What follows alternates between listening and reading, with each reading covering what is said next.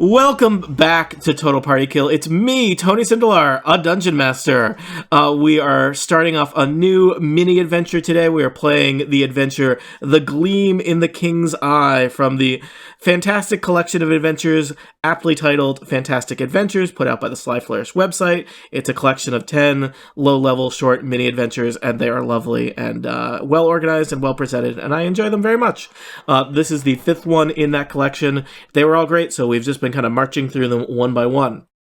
Allow me to introduce our players today. They will introduce their characters. We've got some all returning players, but some new characters in the mix. So, first up, it's Jason Snell.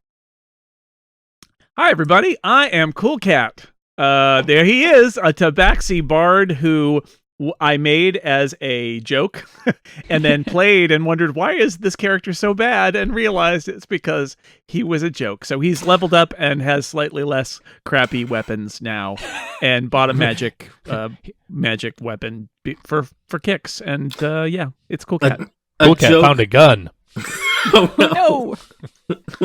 A joke that continues to punish us. Yeah, he's a less of a joke in the game while remaining a joke. Mm-hmm. Story of my life. Next up is James Thompson. Hi, James.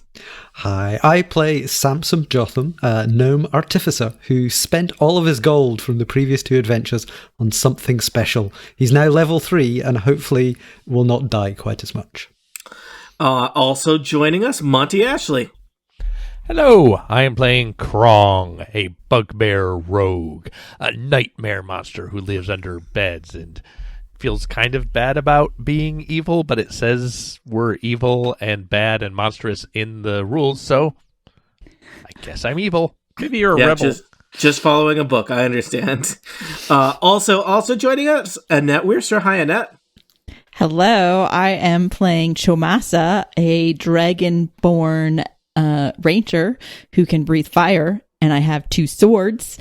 And the last time you saw me, I was poisoned, but I'm not poisoned anymore, and I did indeed roll to be unpoisoned with disadvantage, and I eventually was allowed to roll once a day. That's why I haven't been around for a while. I finally can play again. Nice. We're here. So, Krong and Samson and Chomasa and Cool Cat have gone on adventures before. They are joined by some new adventures, some new co-workers. Next up, you've seen him on Total Party Kill mini adventures before. He's back. It's Glenn Fleischman. Hello. I am playing Carrocon the Wise, a sorcerer who is a human, with some interesting raccoon-like tendencies, perhaps, like enjoying tin, washing, more washing, and looking at shiny things. Also, I tend to cast spells apparently erratically, and somehow in my first adventure in many decades, in the previous one, wound up with no money. None of us wound up with any money, and he didn't acquire anything. So there you go. Here I am. Well, probably you'll acquire some money today. Next up, it is a favorite of the Total Party Kill podcast, but a newcomer to the mini adventures. You may recognize her from her exploits in Dark Sun, in Dragonforge and Associates, or the Dog and Pony Show, recording some Tuesdays, sometimes on the internet. Good plug. It's Erica Ensign. Hello, I'm very excited to join in these fun mini adventures, and I'm super excited about my new character. I am playing a human cleric named Reid-Quarrell Kilgarriff. You might not necessarily recognize that she's a human right away. She is about 6 feet 6 inches tall, and she wears this just giant black cloak that just hangs like over her. You can barely see her face, and she carries a great big halberd, only because a scythe was not an actual weapon that I could choose for Dungeons and Dragons. Yeah, I'm a cleric of the death god Kelimvor. But Kelimvor is, and I will quote the Dungeons & Dragons website, Kelimvor is a just, fair, and comforting god of death. So just putting that out there. Wow, Tony, this is the first time I've seen rules lawyering happen in the intros. Just to check, Erica, well, thanks for being Erica. Second off, do you want to explain the Doctor Who references in your character's name now, or is that left as an exercise to the reader? You know what? I'm interested to see how many of the listeners are able to figure it out. Maybe I'll explain it at the end of this adventure. Okay. So our adventure today starts once again in the town of White Sparrow, a town known for its single tavern, its limited selection of shops, its spa, its laissez-faire approach to local governments, and I guess sometimes people mention the giant hand. Many of you have adventured before together. Some of you are new to the group or new to adventuring. But, White Sparrow is a place where people come in search of glory, fame, treasure, or at least just escape from boredom. And so it is not uncommon for adventurers to bump into each other and, unite for a quest and then part ways afterwards with a hearty handshake. So some of you have worked together in the past. Some of you are recently acquired, likely in the tavern. But your associates, perhaps to have some bonds forged or strengthened in the immediate future. It's a nice the late afternoon here in White Sparrow. The weather is pleasant, and there's a kind of nice cool breeze whipping through town, and there's a bit of a crowd assembling at the really the only crossroads in White Sparrow, the intersection of the two main streets. A rarely seen village crier seems to be convening a crowd to make announcements. And for lack of anything better to do, you happen to pass by there and overhear with, varying levels of attention, depending on how much you care. The red-faced and somewhat rotund village crier calls out, hear ye, all who seek fortune in our lands, here in the great, prosperous town of White Sparrow, our noble and esteemed lord, Merlin White Sparrow, calls for a tournament of combat among our fine adventurers. The winner will receive a grand banquet in their honor, and fame, glory, and a token prize of wealth. On one side, we have the Brown Mead Adventuring Company, who will challenge them in combat for this fine prize. Parties must be 6, no smaller, no bigger. Convenient. Did you say Brown Meat Adventuring Company? Brown Mead. Mead isn't the beverage. Oh, I thought this was a catering company for school cafeteria. Thank goodness Stephen Lutz is not here. That's all I have to say. I genuinely thought that's it's honey wine colored.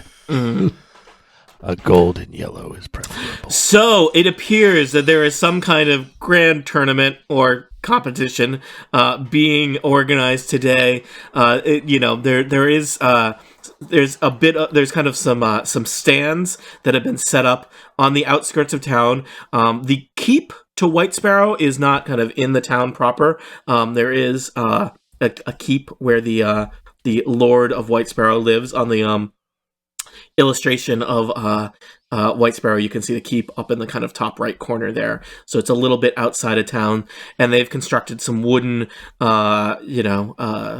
stands for villagers to assemble and watch, and kind of a fairly large fighting pit has been set up, a short walk from the White Sparrow keep. And the villagers are kind of streaming up there in expectation of some kind of entertainment. Or at least what passes for entertainment in White Sparrow. It's a very small That's how they get rid of all the extra adventurers in town. Great. Hey, as a point of order, Mr. Chairman. This is what we call the call to action, listeners. I hate to ask this question, but have we already assembled into a team? I missed this part of the narrative. I think you are at least a ragtag collection of people. So we're not trying to create a quorum. We have one. Tony, as you no doubt know from all of your reading of Joseph Campbell, the step immediately after the call to action is hero refuses the call.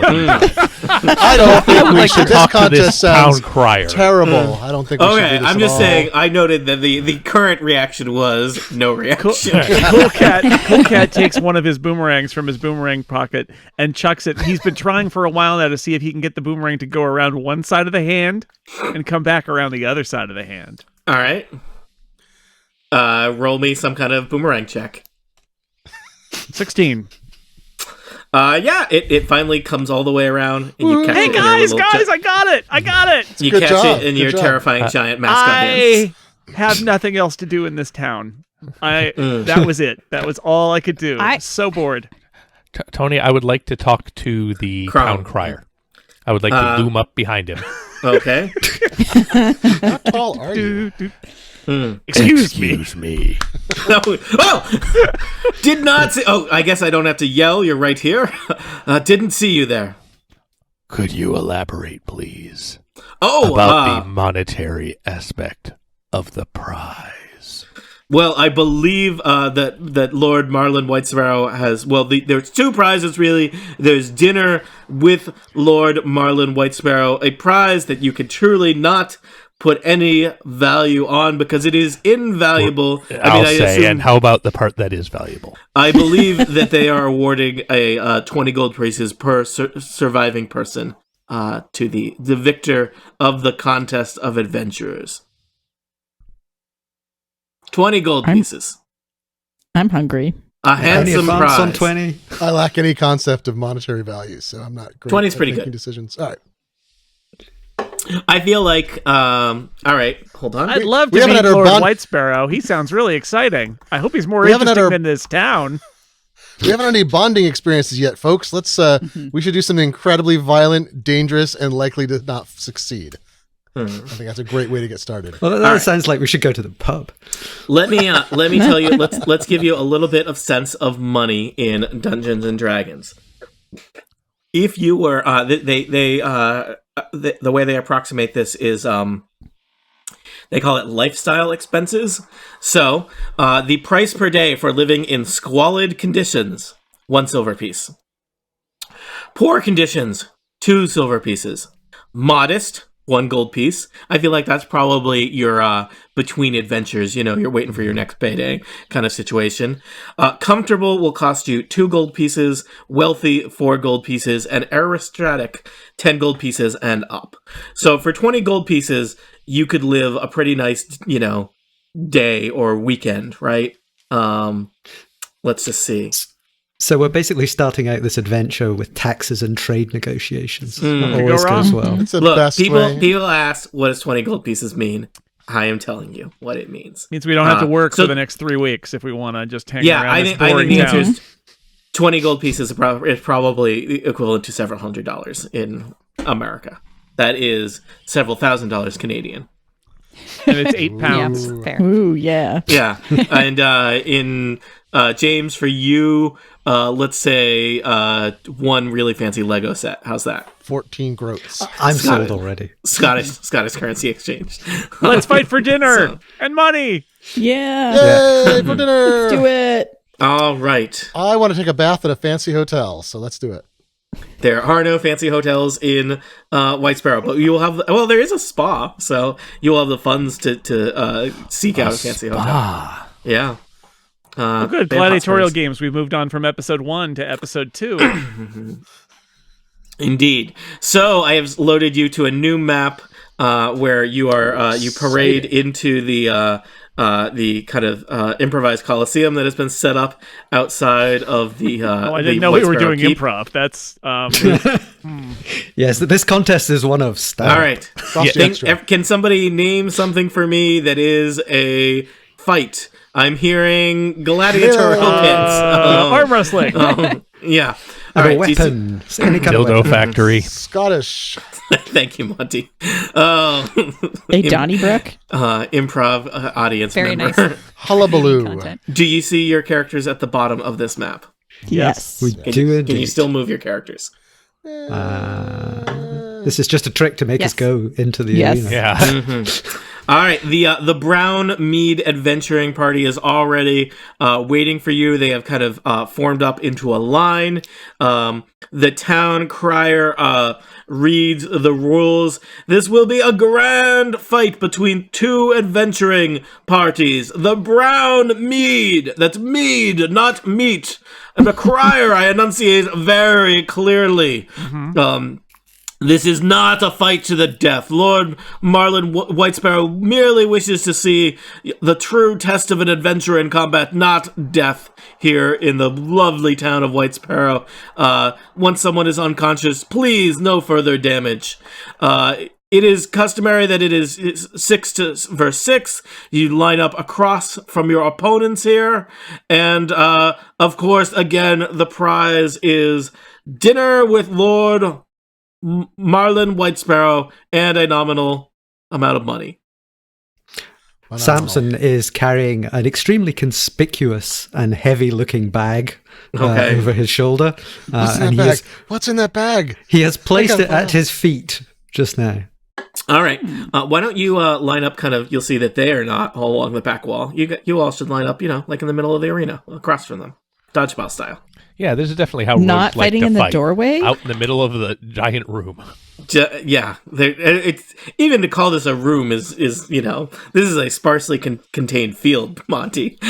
This is the worst kind of room. You guys are not really in a line per se, but that's okay.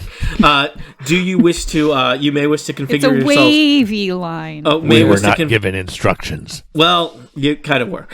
You may wish to configure yourself a relative to the adventurers, the opposing adventuring party. The town crier announces no Krong offsides. He's just in the shadow. You can't even see him. The leader of the Brown Mead adventuring party goes over to the crier and whispers some things, and the crier says, "Announcing the Brown Mead Adventuring Company, led by Rachel Hollowharp, also including Thom Underwing, the Toothless Twins, Lionel Grandrock, and Surin Wispospire." So looking across at these 6 adventurers, not to paint with a broad brush, but these adventurers look a little less disreputable than compared to you. I mean, maybe they were more like bandits at one point and now find themselves in the adventure. What is a bandit and what is an adventurer? I mean, isn't an adventure really just a bandit of goblins? Let's unpack this today. I have a problem though. We don't have a fancy name. Should we have a fancy name? You're too? about to be asked for one. Yeah, so exactly. Perhaps we should consult with each other. Yes. So the group of 6 across from you, it has been introduced that Rachel Hollowharp is the leader. She looks like a relatively seasoned adventurer. She's armed with a tough-looking sword, and also has it looks like some kind of bag of spell components on her belt. Thom Underwing and Lionel Grandrock, I'm going to be honest, they kind of just look like thugs. The Toothless Twins are a pretty, they're a pair of dwarven twins. They're called Toothless because they seem to have lost all of their teeth before in battle. And honestly, they have that look that suggests that they probably have lost more fights than they've won. And at the end of the lineup is Surin Willowspire, who looks he looks like he's probably some kind of spellcaster. So that is your lineup. The town crier goes over, and Krong is there on the end of the line. So he says, "And you, sir, the name of your adventuring group? Legally binding." The 5 There's 6 of you. assassins. The 5 assassins and somebody who's not One an of us assassin. isn't an assassin. But what I have heard, Nobody knows which. What I've heard that question And their from, opponents, okay. the 5 assassins. There's a murmur goes through the crowd. There's 6 of them, but one of them must not be an assassin. Which one is it? What a mystery. Logical. And somehow the crown crier knows your names: Krong, Carrocon, Samson Jothem, and a strange bag, Reid-Quarrell Kilgarriff, and Chomasa. there's a kind of a quick countdown, and then a bell rings. At which point, do we have to have a captain too? Do we need a captain? This is getting chaotic. I think Krong was the captain. Krong is Krong our the captain Okay. by worthiness of being the closest to the town crier and your lack of organization. Damn it.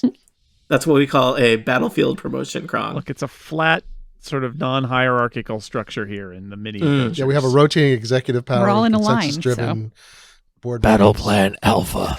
All right, Battle Plan Alpha, people. I can't count. Oh no. To start off with, you should all roll initiative. It's that kind of fight. All right.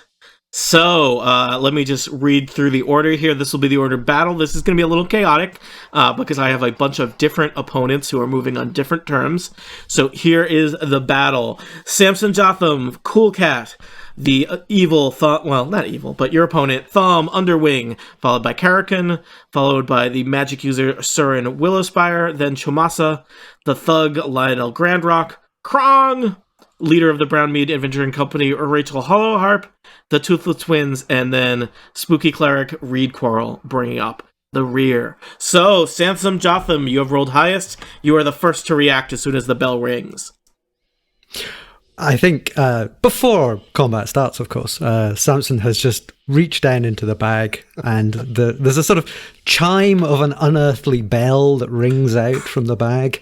And the people are like, is that the bell to start? No, that's the other. It's a different bell. It's a completely different bell. There's two different tones. I know they're quite similar. Yes. Semitone higher. And from the bag, like no animal you've ever seen, a sort of mix of light and dark metallic skin, glowing eyes, but a friendly smile. So like a raccoon, is that what you're saying? No, A raccoon? Wait, what? What? no. This is the proper pandas. Except nobody knows what a panda is here. Anyway. Yeah, Rachel Hollowharp looks to the town crier. It's like, robots! And the town crier just shrugs. It's like, this is a mechanical, not mechanical, this is a magical construct. I spent all the money on this. So, yes. I have a little companion called Pascal, who can bite people. He is a steel defender, which is one of the perks of being a level 3 artificer. All right. So you have deployed Pascal. Is that your action, or does Pascal get to do something? Pascal goes after me, according to the rules, and I can use a bonus action to communicate with Pascal to say what to do. So I go first. All right. And I think to demonstrate that I have new skills, I will use a firebolt across the cavern at Toothless Twin number 1. All right. I would say. And I roll an 18 plus 5. That's 23. All right. That firebolt catches the Toothless Twin right in the chest. And does a grand total of 7 damage. All right. He is charred and staggering. I then, Pascal runs over to him and bites with a force-empowered rend, which is a melee attack. Which, let's see, I rolled a 19 plus 4, which is also a 23. Strong rolls. Roll damage. And D8 plus 2 force damage, which is 7. Okay. The first of the Toothless Twin taps out before the fight has even really started. I'm out, he says. And hopefully Pascal lets his leg go. He kind of crawls helplessly to the side of the arena. I think we said that we want to kill anyone. There was no mention of legs, whether to remain attached. Still alive. All right. Samson, is that you and Pascal? Yep, that's us. All right. Cool Cat. Cool Cat is going to use his crossbow and attempt to hit Lionel Grandrock, who's right across from him. Somewhat fearsome-looking thug, Lionel Grandrock. And that's a 21 to hit. Ugh, right in the shoulder. Lionel is going to take 7 damage. He just stares at you with kind of beady eyes. And Cool Cat steps back. Okay. The arena is only so big, and there may be, you don't know what the punishment is for being knocked out of the ring. You haven't read all the rules. All right. Thom Underwing is first, and he is the first of the Brown Mead adventuring party to get to go. Let me just remind myself what Thom can do. Make mead. Mead hurling. But possibly Mead not very boiling. good mead because it's brown. All right. Well, Yeah.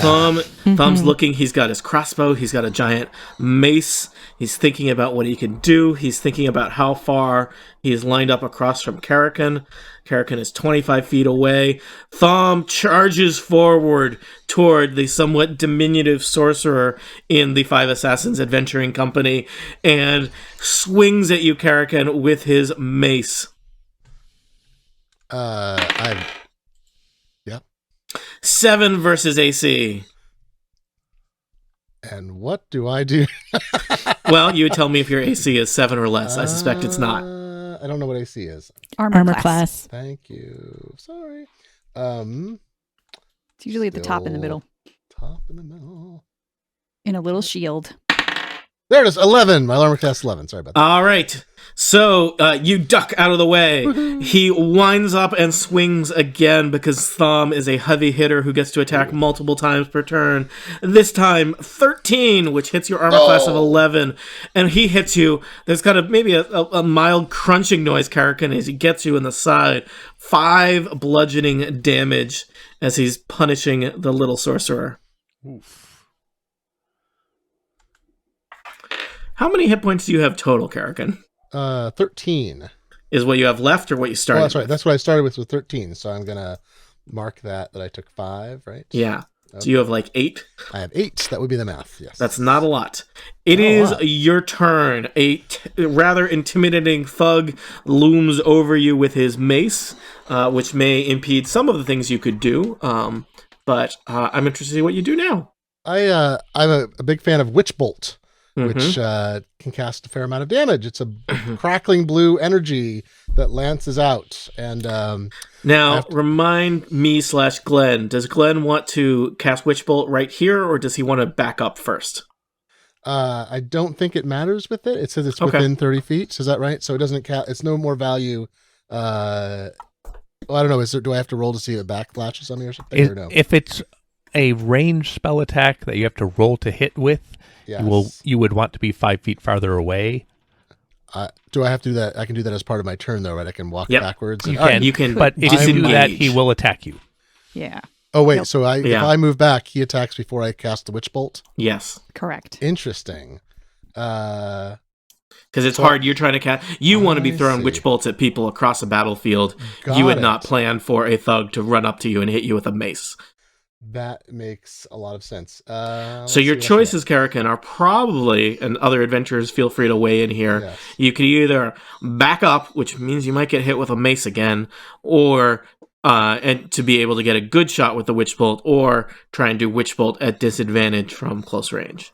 Unless So you it's have all- something that's a melee attack. If you Yes. have a weapon or a spell that's Or close. attack somebody else, presumably. I got crossbow. I've got a light crossbow. I've got a dagger. I don't have a lot of stuff in that variety. You can try to stab him.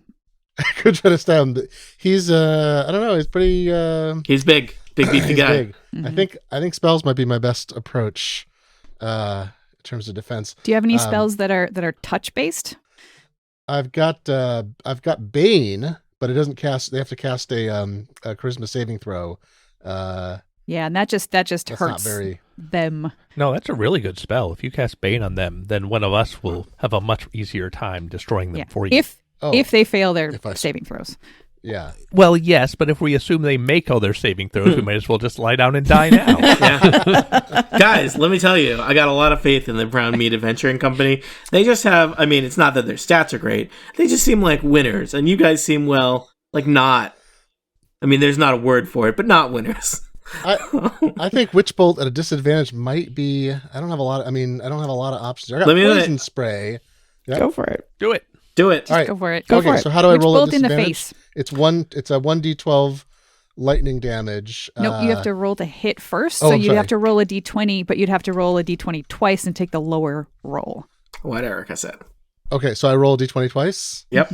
Okay, I got a 15 and a 13. All right, those are both good rolls. Yeah. Okay. You would add something to them. I'm going to tell you that they're going to hit. So Okay, so then you witch bolt him right in the chest. excellent. Nice. And then I roll d12 for damage. How much I inflict or no? Yep. Okay. Is it a D12 plus something or just a D12? It just says d12 on the information sheet here. Okay. That's pretty good. Good old d12. 2. All right. Glancing witch bolt blow hits him for 2 damage. That's okay. It's a start. Hey. Yeah. I mean, it looked really cool. Yeah. Yeah. It still looks cool, right? Because there's like something. The witch bolt keeps witch bolting. Yeah. Does Also, it says on Nice. each of the turns for the duration, I can use the action to deal a 1d12 lightning damage automatically. Yeah. Ooh. Oh, man. That's a But I don't know, Yeah. how do I Sweet handle spell. that? You just wait till your next turn and Oh, They just say he's witch bolted. All right. That's a good So, catchphrase. Surin Willowspire is kind of scampers forward, kind of takes cover behind this pillar in the middle of the fight pit, and looks around at the people in the adventuring company, and well, she sets her eyes on Chomasa, and she casts a sacred flame on Chomasa. So let me just remind myself how sacred flame works. That's a cantrip. So Chomasa, make a dexterity saving throw.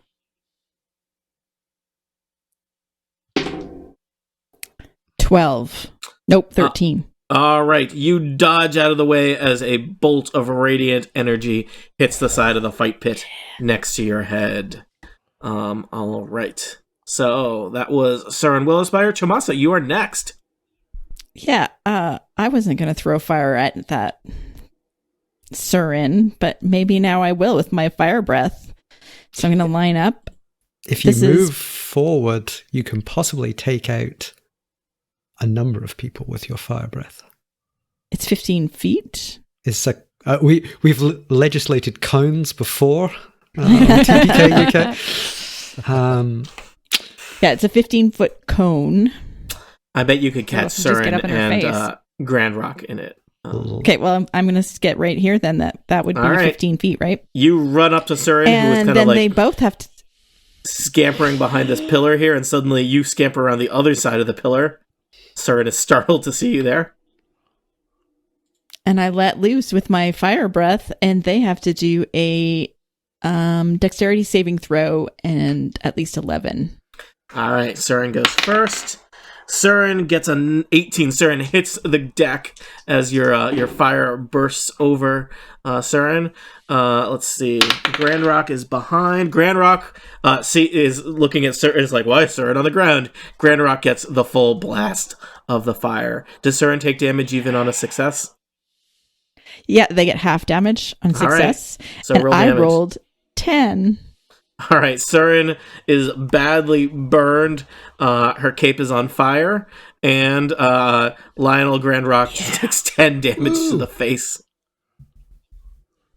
Lionel Woo! Grand. Lionel fun. Grand Rock has now been hit with fire and a crossbow bolt from I Cool might Cat. be an assassin. Not looking great. Whoa! You all set, Chomasa? That is my turn, yes. All right. Well, Lionel Grand Rock kind of brushes off the fire and rushes up to Chomasa, wielding a mace and looking pissed. He does not appreciate being set on fire. He sees Chomasa there. He's going to make some melee attacks. Chomasa 14 versus armor class and 15 versus armor class. Those will both hit. Oh, you take two hits, so that's 10 total bludgeoning damage as he just wallops on you with a mace. That hurts. Are you still up? Oh, I'm still up. Okay. We're giving the public some entertainment here. Krong is next. Entertained. I would like to move, and I will make my lumbering way up to there. And now I would like to try to use a cunning action to hide. Now, It's going to be challenging this in is the a- arena.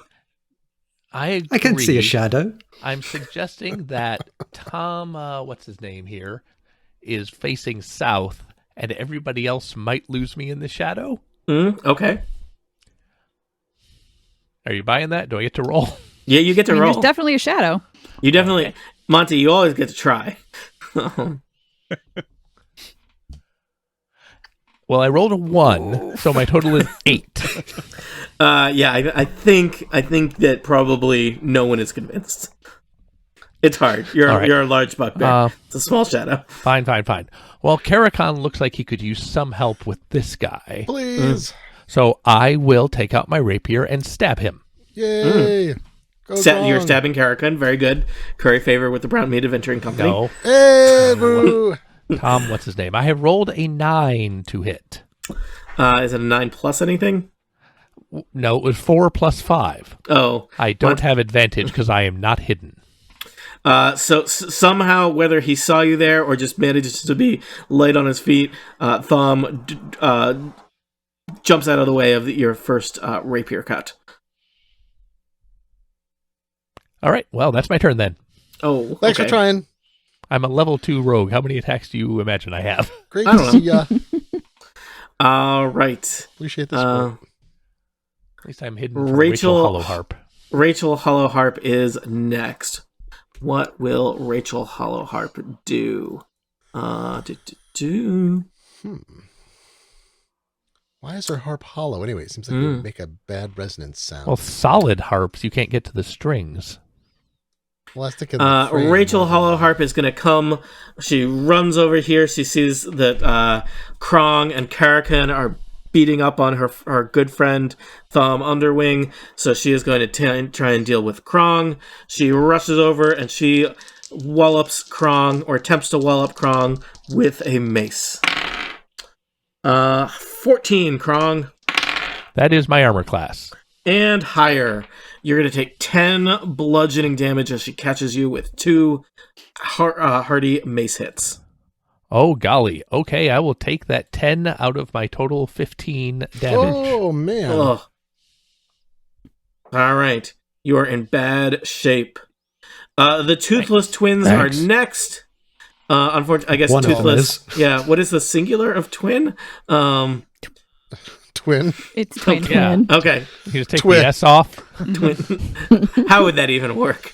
The Toothless Twin attacks the strange robot beast in front of it, Samson Jothem. They used to be the toothless septuplets.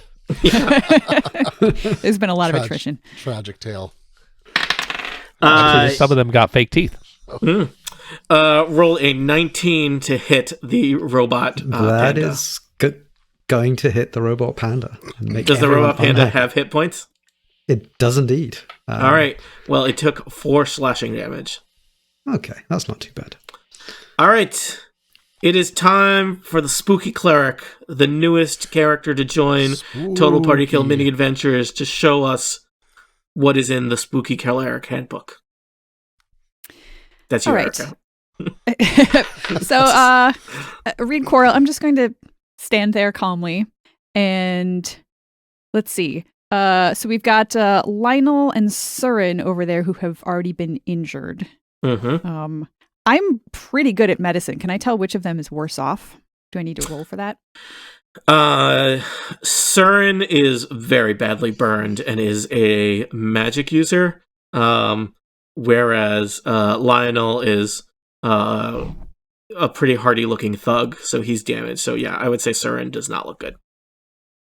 Okay. Then I am going to. You'll see, like, out from the black cloak, my hand comes out and it's holding a holy symbol that is in the shape of a skeletal hand reaching up to hold scales, like scales of justice, and it glows briefly as I point with my other hand at Surin Willow Spire and say, "Today is your day."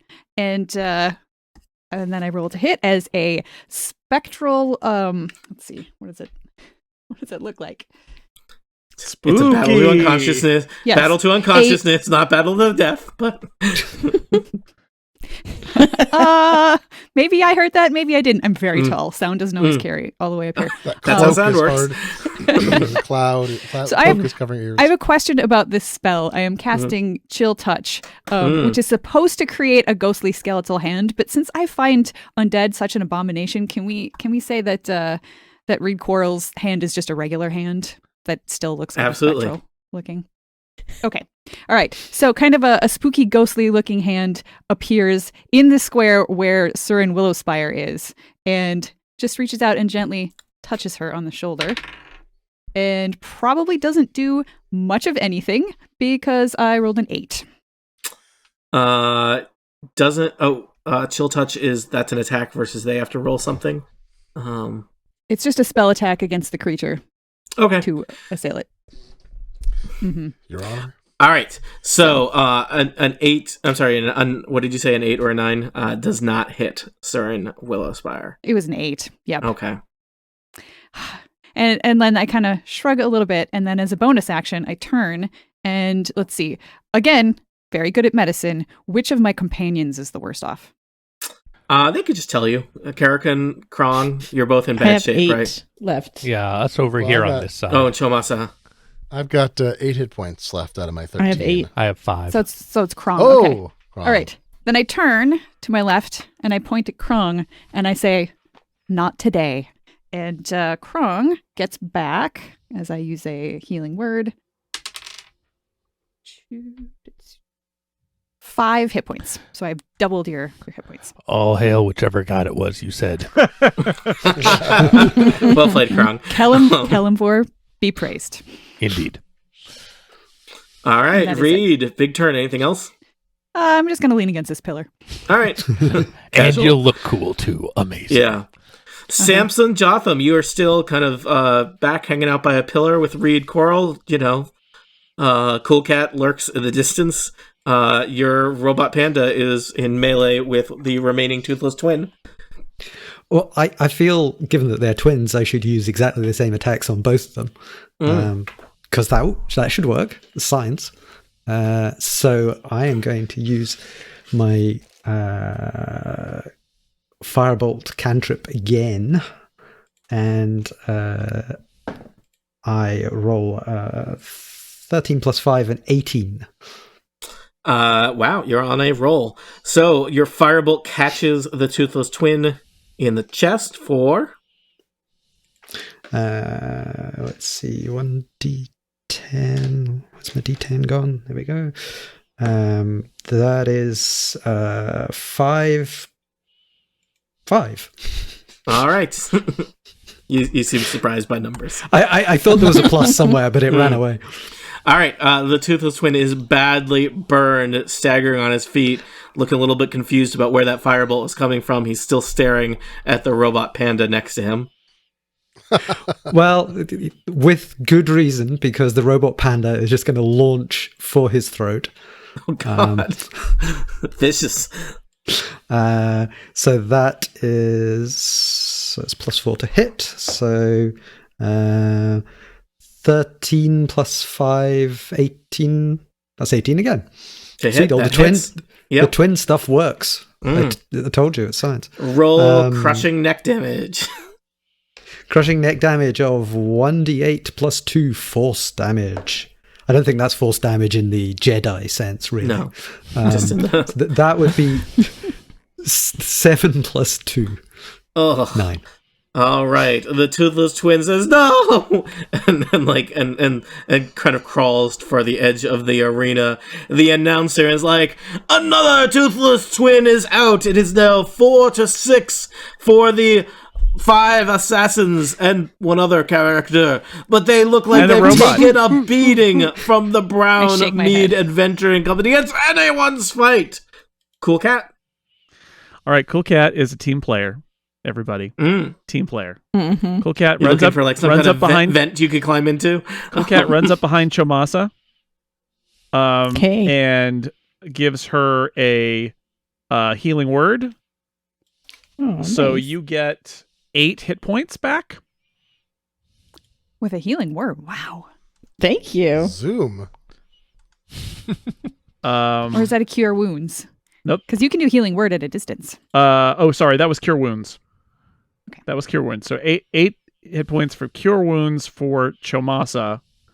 I then turn back over my shoulder toward Carrocon and give him a healing word. Feel better. Are we saying you can cast 2 spells in a turn? Healing word's a bonus think- action. Yeah, healing words bonus. It is, But it's there not are- a bonus. Or can I cast 2 spells on a turn, even though one of them's You a bonus can if action? one of them. The- You can if one of them's a bonus action, and if the other spell is a cantrip. Oh, it's not a cantrip. It's a first level spell. See, Erica sucks as a DM. She's the tough DM. She's read the rules. She's Cheater. just trying to curry favor with Tony now. Well, I know and this it because I works. looked it up. Erica gains gains inspiration. Inspiration. All right. Well, if I can't, if Cool Cat knew that he couldn't do that, then he's not going to do that.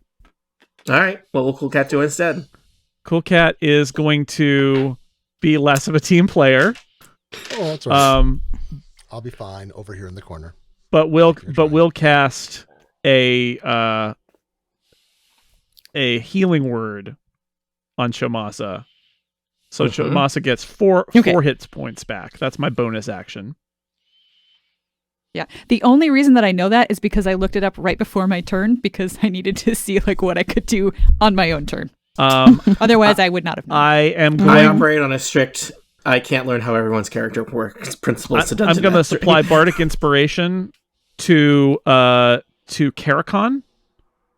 So Who Carrocon may be knocked out by Thom right after this. Maybe he's less likely to do that But if he has inspiration. My soul is lightened for a moment as I think Yeah. of home far away. Yeah. Well, bardic inspiration goes to Carrocon, and then since I Okay. can't cast another spell, I'm going to fire a crossbow bolt at Lionel again. So you did 2 bonus actions there? Is that what happened? Yes. Okay, cool. And then you fire a crossbow bolt at Lionel Yeah, 12. Grandrock. 12 hits him. Lionel Grandrock is a big, beefy guy, and he is not very light on his feet. My crossbow bolt does 12 damage. Whoa! What he lacks in beefiness, or in light on his feetness, he makes up in beefiness. He is badly wounded, but not unconscious. He pulls the crossbow bolt out of his arm. Soren is like, "You're not supposed to do that." And there's just blood running down his arm. And he looks at Cool Cat. Leave it in. And let's see. Does he do this? Lionel is like, "I'm totally going to bully that cat." I have done a lot here, and so I'm just going to be done now. That was a All lot. right. Thanks for Not the as much inspiration, as I could have done, Erica. Thanks, Erica. Yeah, Thanks, Erica. Erica. Oh, Finally, we're rules. playing real Dungeons and Dragons, not fake make up the rules Dungeons and Dragons. All right. Thom Underwing is next. He is the Here unfortunate comes. middle of a Krong and Carrocon sandwich. But Carrocon does not look well off. He's hoping that he can dismantle one half of the sandwich here. He lines up and swings at Carrocon. It's only a 9, which is not going to hit. He has Yay. multi-attack. He swings again. Oh, boo. And that is Uh-oh. 17 to hit. Oh! 5 bludgeoning damage as he breaks some more of your raccoon-like ribs. Oh no! I'm down now to I can't roll any defense, right? This is just Nope. it. Okay, I'm down to so. 3. And I'm going to be All Erica right. this time. Doesn't he have to make a concentration check to keep the witch bolt going? Probably. According to do I? It says Does it's which will automatic. require concentration? It's a concentration spell. It says Duration concentration up to 1 minute. Oh, So if he gets hit, that's a good he point. has to save against losing Yep. concentration. Yes. Okay. Mhm. This is That why is a roll spellcasters save. stay in the back. I see. Yeah. Do I roll? This is why they 20 for usually that? don't go to the front and Yep. get the heck beaten out of them by a thug. Okay, I got a 9. Uh-oh. That But seems I not can good. do I add something to It's a that? concentration. It's a Constitution saving throw. So you whatever if your you have any Constitution pluses modifier is, if you have one. I have +1, so I got 10. I think you're good then, Yeah, right? And I I think mean, I think so. Oh, I can. Yeah. Oh, that's keep thinking So you about can that. zap him next The turn. Bolt is DC bolting. Here's how it works. Whenever you take damage when you are concentrating on a spell, that's happening right now, you make a Constitution saving throw to maintain your concentration. So he's beating on you with a mace, Glenn, and you're like, but I'm still witch bolting you. The DC of the saving throw equals 10 or half the damage you take, whichever number is higher. So 10 is higher than half of the 5 damage you've taken. So you are continuing Got to it, witch okay. bolt him as he beats the heck out of you with the mace. If you take damage from multiple sources, such as an arrow and a dragon's breath, you make separate saving throws for each source of damage. All right. Great Raz. to know. Yeah, I like that. Such Don't as worry, a I'm not dragon gonna- shooting arrows at you. And so because he didn't go down and because he passed his concentration check, that means that on the next turn, Carrocon can just choose to deal 1d12 of damage to our friend, right? Indeed, and in fact, that next turn is now. Now, Yay! Glenn, I believe in Witchbolt that Yes. is not even an action; that just happens, right? It happens. It is. correct. I think says- you take an action to deal the damage. Do I? It says it's target. It says. Oh, I'm sorry. Yeah, you can use your action to deal. I'm sorry. Yes, to deal 1d12 automatically. You So I may don't wish have to do that because that all your Yeah, other that things is have a fine. chance of Free Best hit. thing.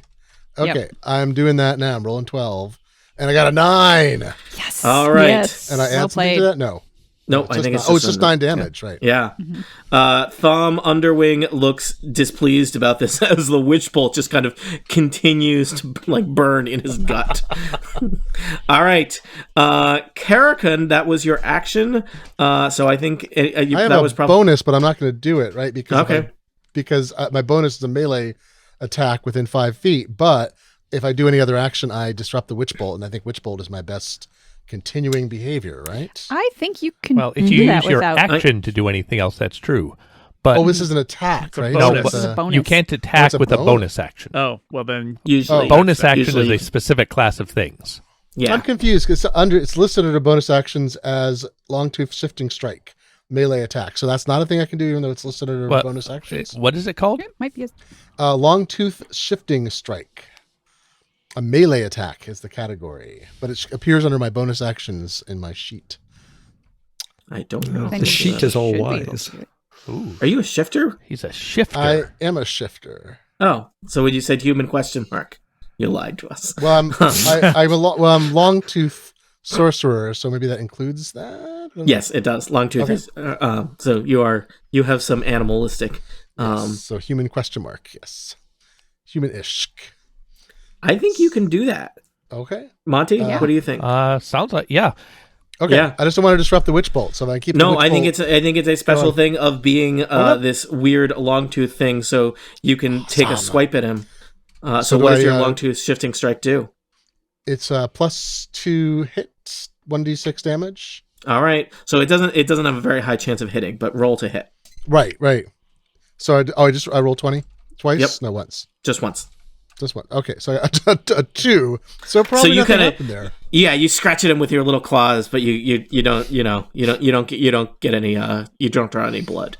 So, all right. I made an effort. That's the point here. You tried. That's the important thing.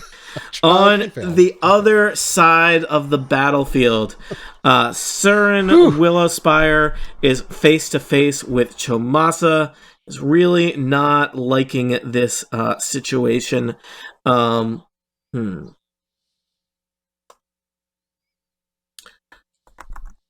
Surin Willowspire is going to cast Cure Wounds on herself. She regains 1d8 plus. Ooh, that's good. Surin Willowspire looks much healthier than she did before.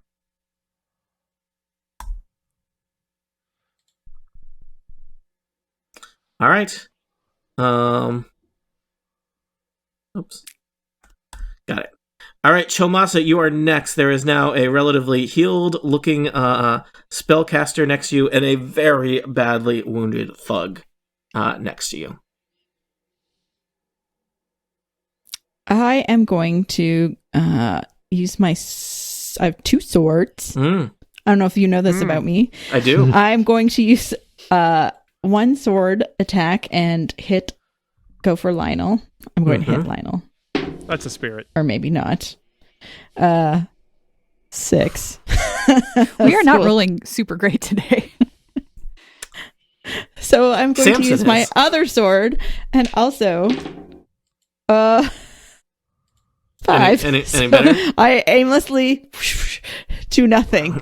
I might as well be poisoned. All right. Lionel It does looked not... Lionel does not look like that, Chomasa. He's like, "Arr!" And he's going to come in swinging with a mace. First hit duck. is 15 versus AC, and second hit is 14 versus AC.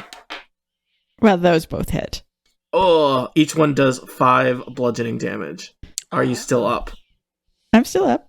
I have 18 hit points. And I All still right. have 12. So I'm down to 2. Cat. Oh, Thank you, Cool Cat. Krong, you are back on the other side of the battlefield, flanked by 2 of the Brown Mead Adventuring Company. What will you do? I will start by casually moving to this square, sort of on the other side of the pillar from Ms. Hollowharp. I would like to hide.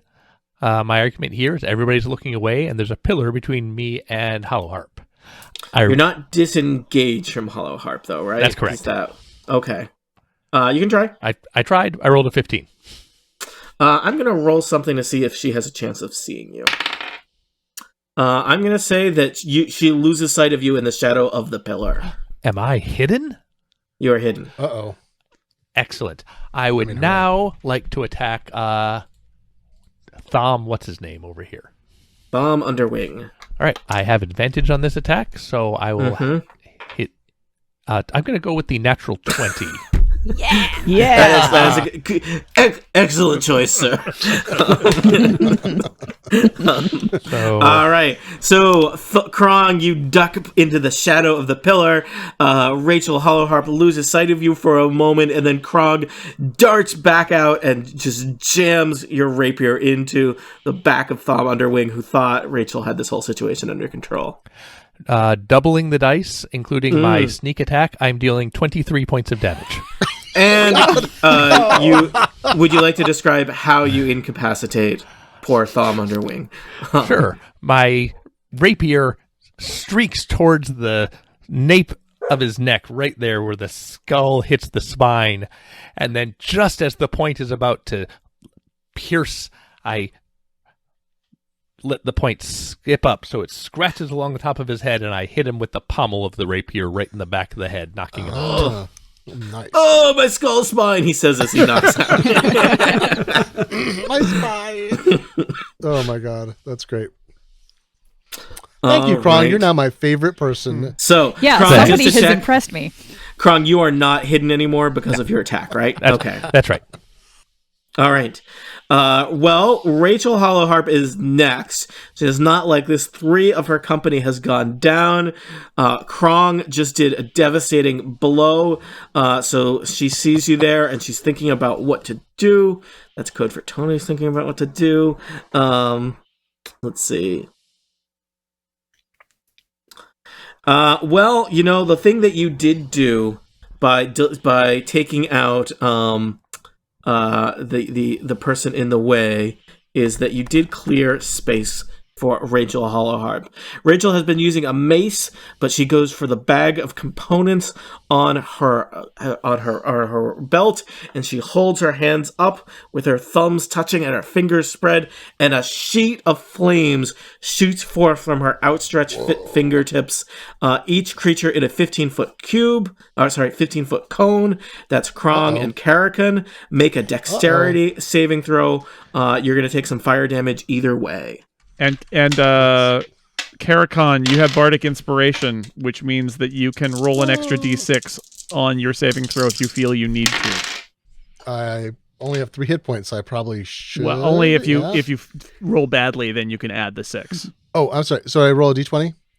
Yes. Okay. So I got 18. Oh, All right, you don't need to do it then I don't because need you succeed. So both of you succeed. You're only going to take half the damage. I rolled 9 damage. So the downside is you're going to take 4 each. So Carrocon may be out no matter what, right? I am out. I have 3 hit points left. So Carrocon, you hit the ground as your cape catches on fire, and you signal the town crier that you're out. tag. Yeah. Stop, drop, and roll. Krong, how are you? Fine. How you doing? All right. Carrocon, you limp over to the side of the arena. Thumb Underwing is already there, nursing a bruise to the back of his head. He offers you some orange slices. Good fight, dude. Good fight. Yeah. He's like, you're not so bad. All right. That was Rachel Hollowharp. The Toothless Twins are next, except they're also already out. They're over in the penalty box. Penalty box is where you get sent when you get killed by a robot panda. Reid-Quarrell, you are next. The announcer is going wild. The crowd doesn't seem to care so much, but the announcer is like, only 3 are left in the Brown Meat Adventuring Company. These 5 assassins and 1 other are doing good work. Will they gain Lord Marlon Willowspire's favor? And then it's your turn. Okay. I will stand up from the pillar, straighten myself to my full 6'6", and Also, I said Willowspire instead of. Oh, that's none of the animals. Lord Marlon, White Sparrow's favor. Perfect, seamless. So I will straighten up. Once again, I will. This time, I'm going to point at Lionel over there. Clearly, Kellenvor has some other stuff going on for Surin. So Yep, blood is dripping into Lionel's eyes. Yes, and I will say, today is your day. And once again, a ghostly hand appears, lightly touches him on the shoulder for 17. Will that hit? Yes. Okay. And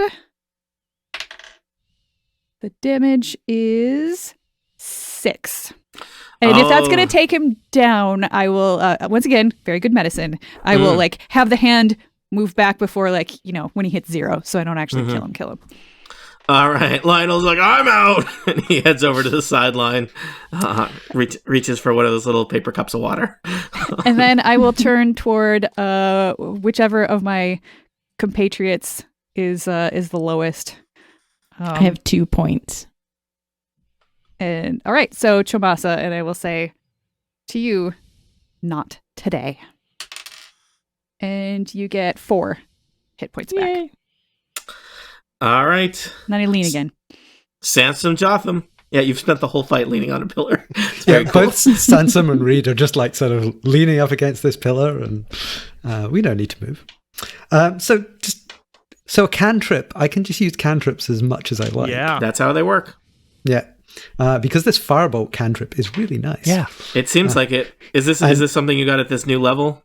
Yeah. Okay. I remember back in the old days when you used to throw abakai at things all day. Yeah, no, I've moved on, and I'm using while this seems like a spell, it's actually through this magical device that I'm holding that's sort of gun shaped. But anyway, let's not dwell on that. Hey, Cool Cat, what do you think of this? I think that Samson was also a sort of a joke character who's gotten more efficient now. I might have read the book. I'm Cool Cat, and I think guns are great. Cool Cat is one of the 5 assassins, by the way. That's Cat. I don't think Samson is a bully. Cannon. All right, Samson. So of the 2. Chomasa's in more peril, I would say, so I will attempt to I won't use the word shoot. I will attempt to firebolt Surin. Okay. So I roll 12 plus a 5, a 17. All right, your gun, your space gun, that I didn't allow you to have at level 2, that somehow you have now given yourself as an instrument of your spells, shoots a firebolt across the battlefield, catching Surin in the side. 4 does 1d10 damage, and if I could find a d10, does 3 damage. All right, Surin winces and wishes that her friend Lionel Grandrock was here to get hit instead.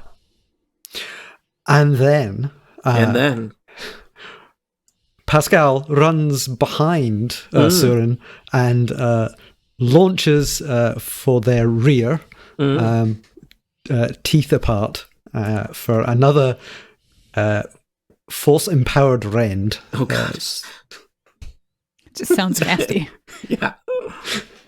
Well, Pandas, man. I like well. Pascal. Yeah. Dangerous. Vicious beast. they run a lot faster than you'd think. No, I So did not right think now. they'd run at all. There's one behind you right now, Tony. So that is 15. Yeah. Roll damage. You know who hasn't been Never rolling more than- badly is the guy with the dice app. And the thing is, I'm not even using my own app. I'm using physical dice. Yes. He's just, you're in good with the gods of the dice because of design. I made a tribute to them over the last 10 months. There you go. I rolled a 9 damage. All right. Surin Willowspire's like, all right, I'm out.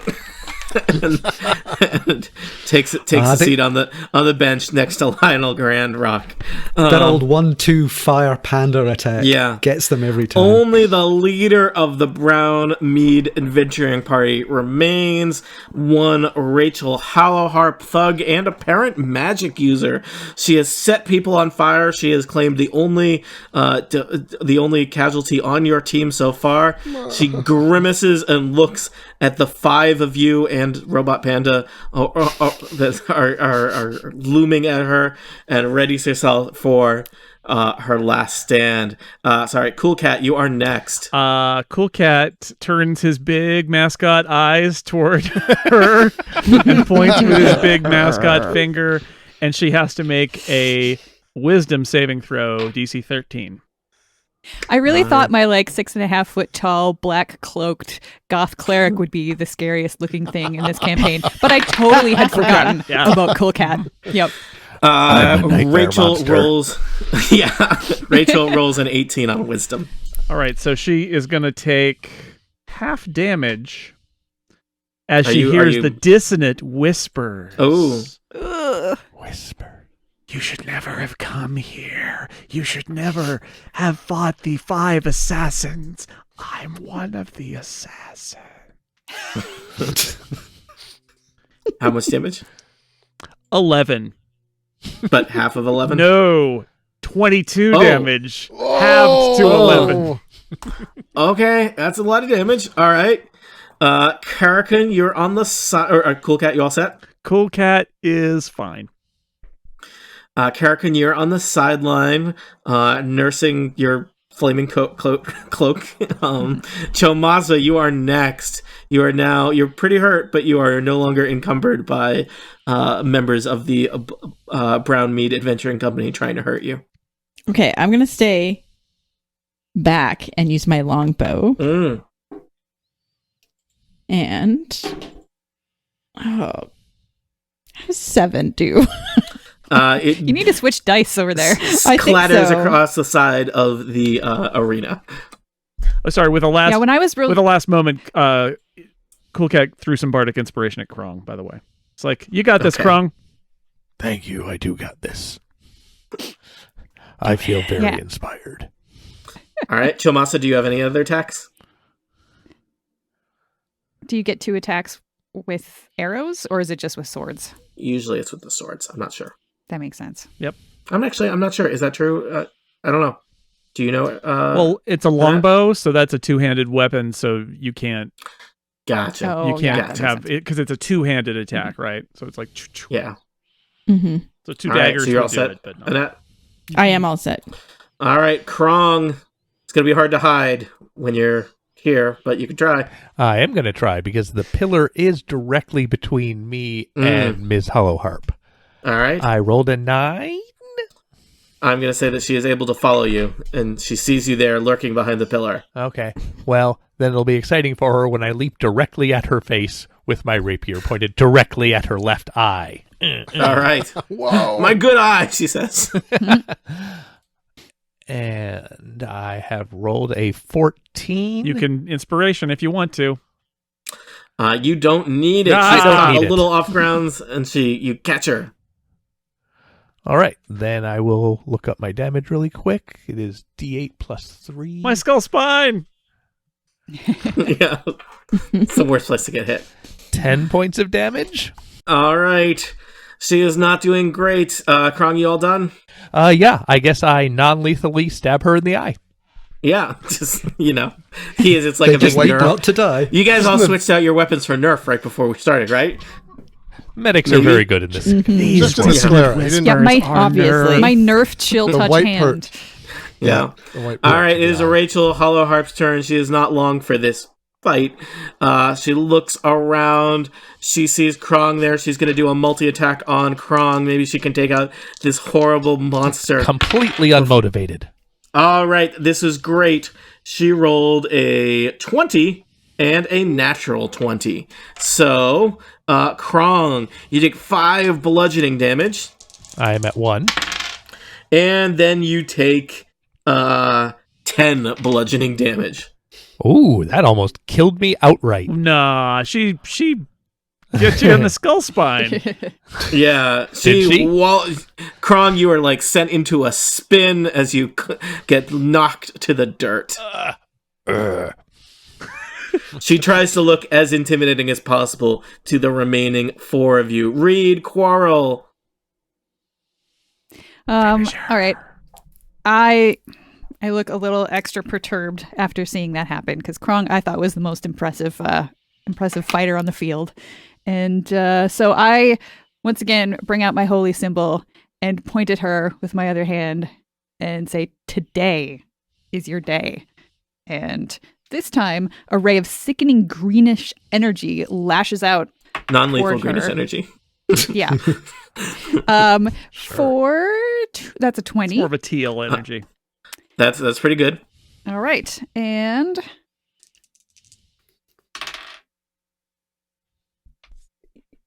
that is 5, 6, 7. All right, she is staggering on her feet. Okay. She's still she is there. Also poisoned, Oh, I think. does Yep. she get to roll a It's Constitution 2d8. check? It's 2d8 poison damage, which she takes, but she can now make a Constitution saving throw. Let's see if she is. She's very poisoned. All right. So she's poisoned until the end of my next turn. All right. Poison means she's probably staggering around, not very good at her weapons. Samson Jothem, one good hit will take her down. What can you do? Ask Annette what poison means. Yeah. Yes. It's very hard. Poison expert Annette. I think Samson, while sort of leaning against the pillar, one hand behind the back, just raises up this totem and firebolt against the good hollow harp.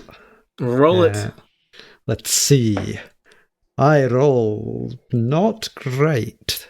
10. Somehow she takes cover. She ducks behind the pillar. Your firebolt scorches the pillar. She looks at you jeeringly, completely oblivious to the robot panda that's probably running around behind her. Yes. This was merely a distraction. And while she was not looking, there was a panda. Isn't it always the way? Skittering Yes. across the floor. Yeah. Nobody pays attention to the pandas. And a set of gleaming silver teeth are bared. Rounded silver teeth, right? Oh, yes, I forgot. I switched out the teeth Yeah, for the they're- rounded, yes, Chompers. the play Non-lethal teeth. Yeah. Yeah. Yeah. And goes for a leg, I think. So, My good leg. 13 13 That is a good plus... Where is my... 13 plus 4, so 17. Ugh, you get her. How much damage?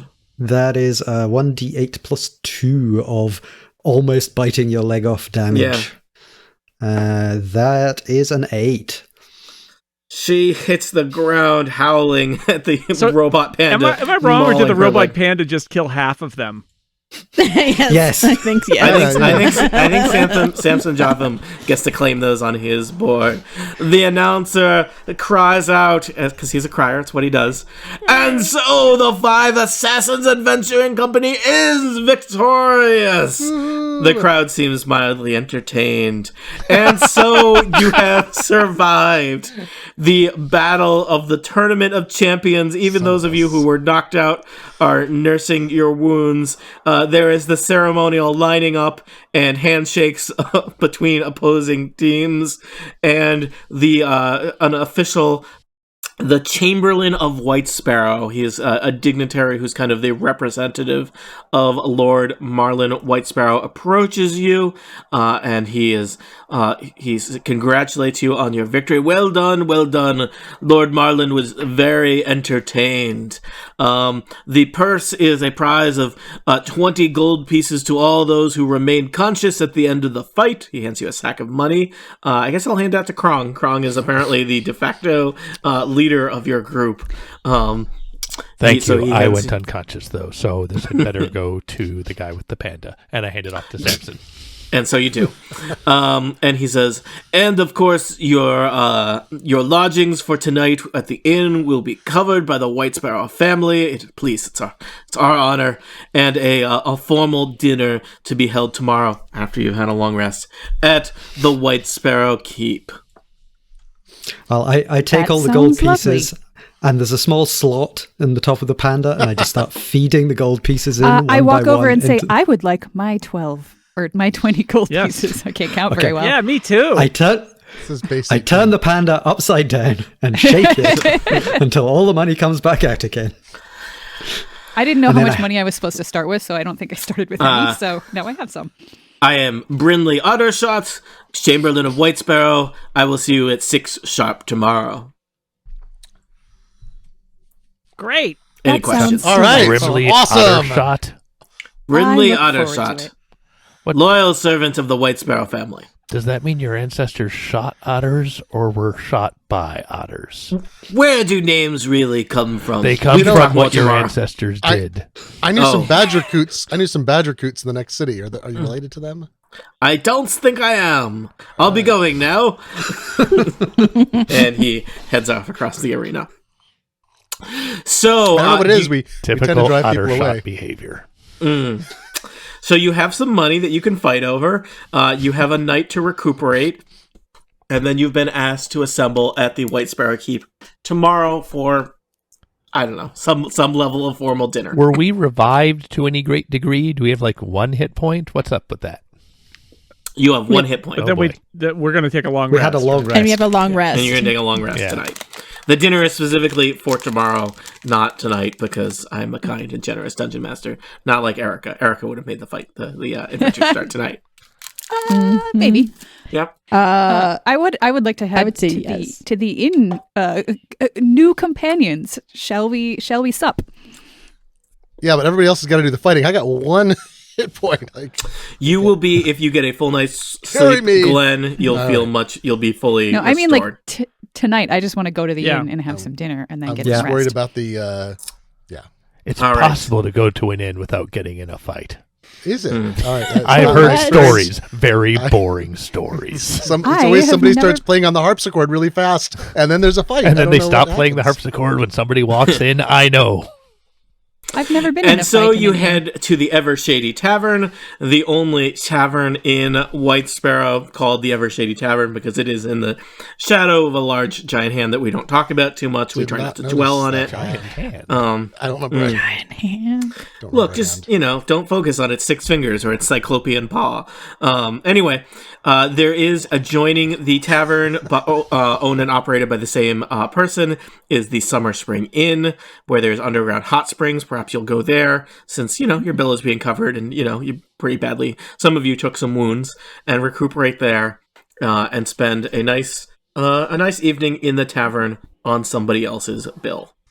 I can do some bandaging and just basic medicine. I don't have any more spells left, but I can make sure everybody's as fixed up as they can. I can actually do healing word on people, so they're not going to be.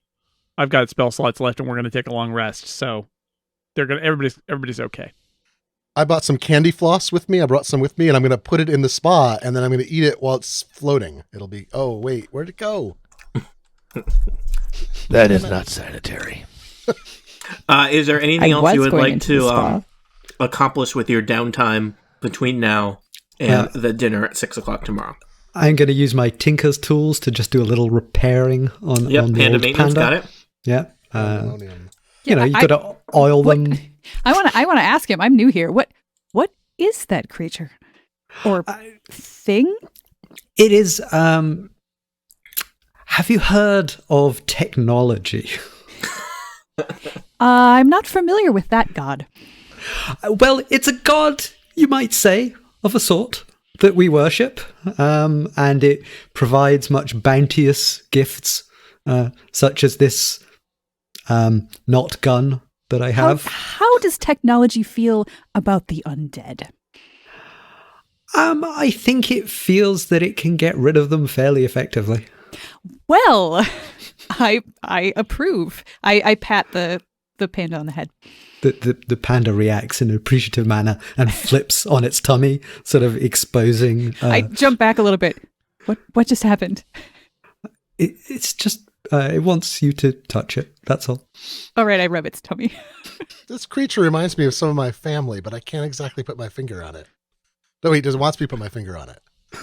Yeah, but not there. I am curious about who, Lord White Sparrow is, his background, if we know anything about him or could learn a little bit more about him before we meet him, what his family history is and his story and any other ways to prepare for a meeting with this guy. I mean, I'm looking forward to the dinner, but what else?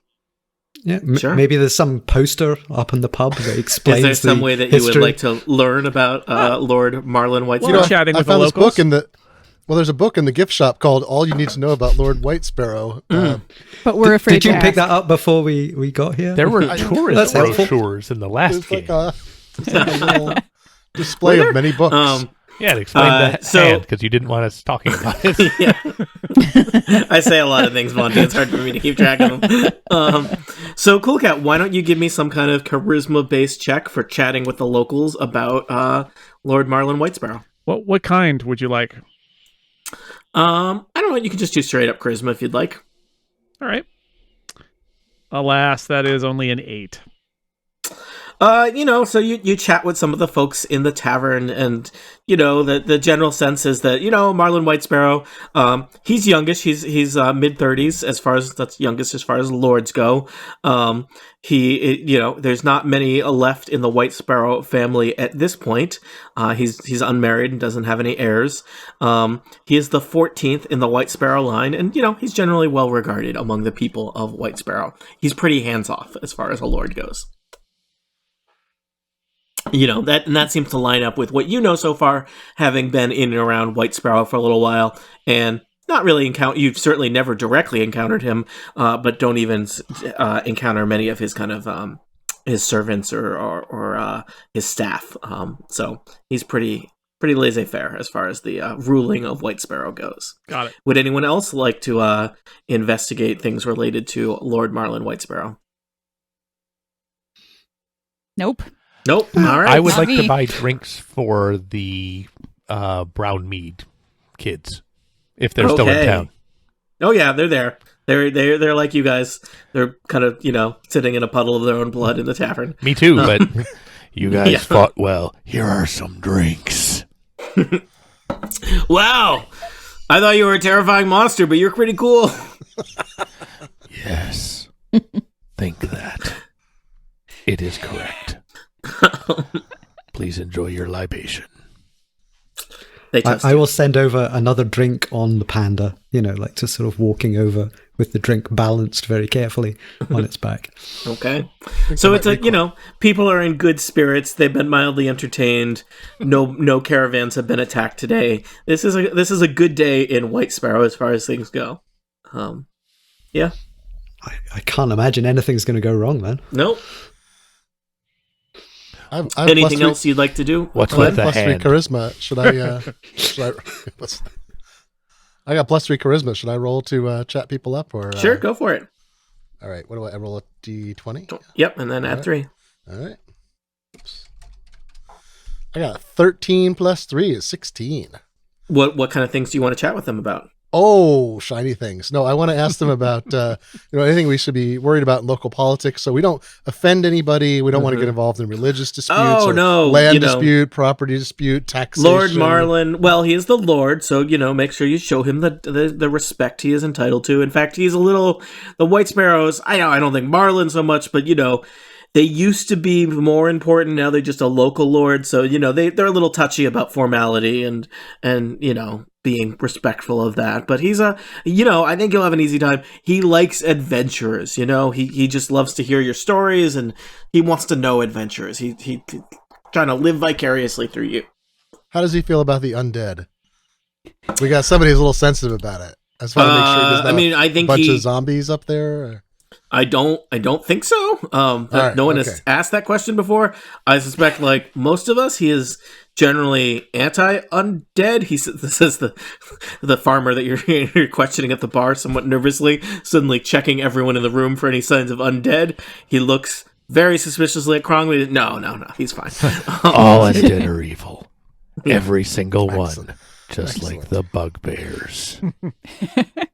Anti-undead, is there a double negative in there somewhere that we should be concerned about? Anti-undead. But no. I'm sure you'll have a good time. I hear the food is great up there. To die for. No, it's just good. It's good. Quality. Good portions. Thank you, good yeoman. All right. I think we should fast forward to the next day. First, feeling... Cool Cat is going to play something on his bagpipes. I feel my hit points dropping again. Yeah, I thought we were gonna I thought we were just gonna skip right over that. That's a 16 performance. All right. The Brown Meat Adventuring Company is particularly impressed with you. Okay. Let me just check because it is potentially important for later. You were given 60 gold pieces for your performance in the Tournament of Champions. How have those been split? Who is carrying those? I took my 20. Okay. I took my 20 and gave half of them to Glenn. Okay. I fed them all. Should have been. I 80? fed them all into the top of a panda. Oh, I'm sorry, 80. Right? 20 times 4 or 3? How many of you? Two of us were. Okay, so 80. 80. Yeah. Okay, so Carrocon has been given some half of Chomasas. Thank you, Chomasa. I'm just here counting them and putting them in my hands, looking at them, counting them. Krong, you have none. Everyone else is accounted for. I give 5 to Krong. Okay. Thank you. You are. I shall do the same. I use and that. Krong, do the same. You're still doing pretty well off from the whole Dwarven Vault. Oh yeah, I have hundreds of gold from last time, but I used that 5 gold. It was more like 45, but yeah, nothing. I used that 5 gold to pay off to buy the drinks. That the 5 gold goes a long way. You're buying drinks for the whole tavern for hours. Yeah, they love you. You are the favorite nightmare creature ever. All right. And so it's a grand old time at the Ever Shady Tavern. You're resting, you're relaxing, bagpipes are being played, the people are drinking heavily, and everyone loves you. And so we head to the next day. Everything you've accomplished in life has been forgotten. It's a new day in White Sparrow. You are still the victors of the Tournament of Champions, but people seem to care a lot less. You have a couple hours to kill before dinner at the White Sparrow Keep. Is there anything else you wish to do? Otherwise, you'll just waste away the hours as you are wont to do. Did anybody notice this giant hand in town? For some reason... Nope. Oh, my arm! What hand? No.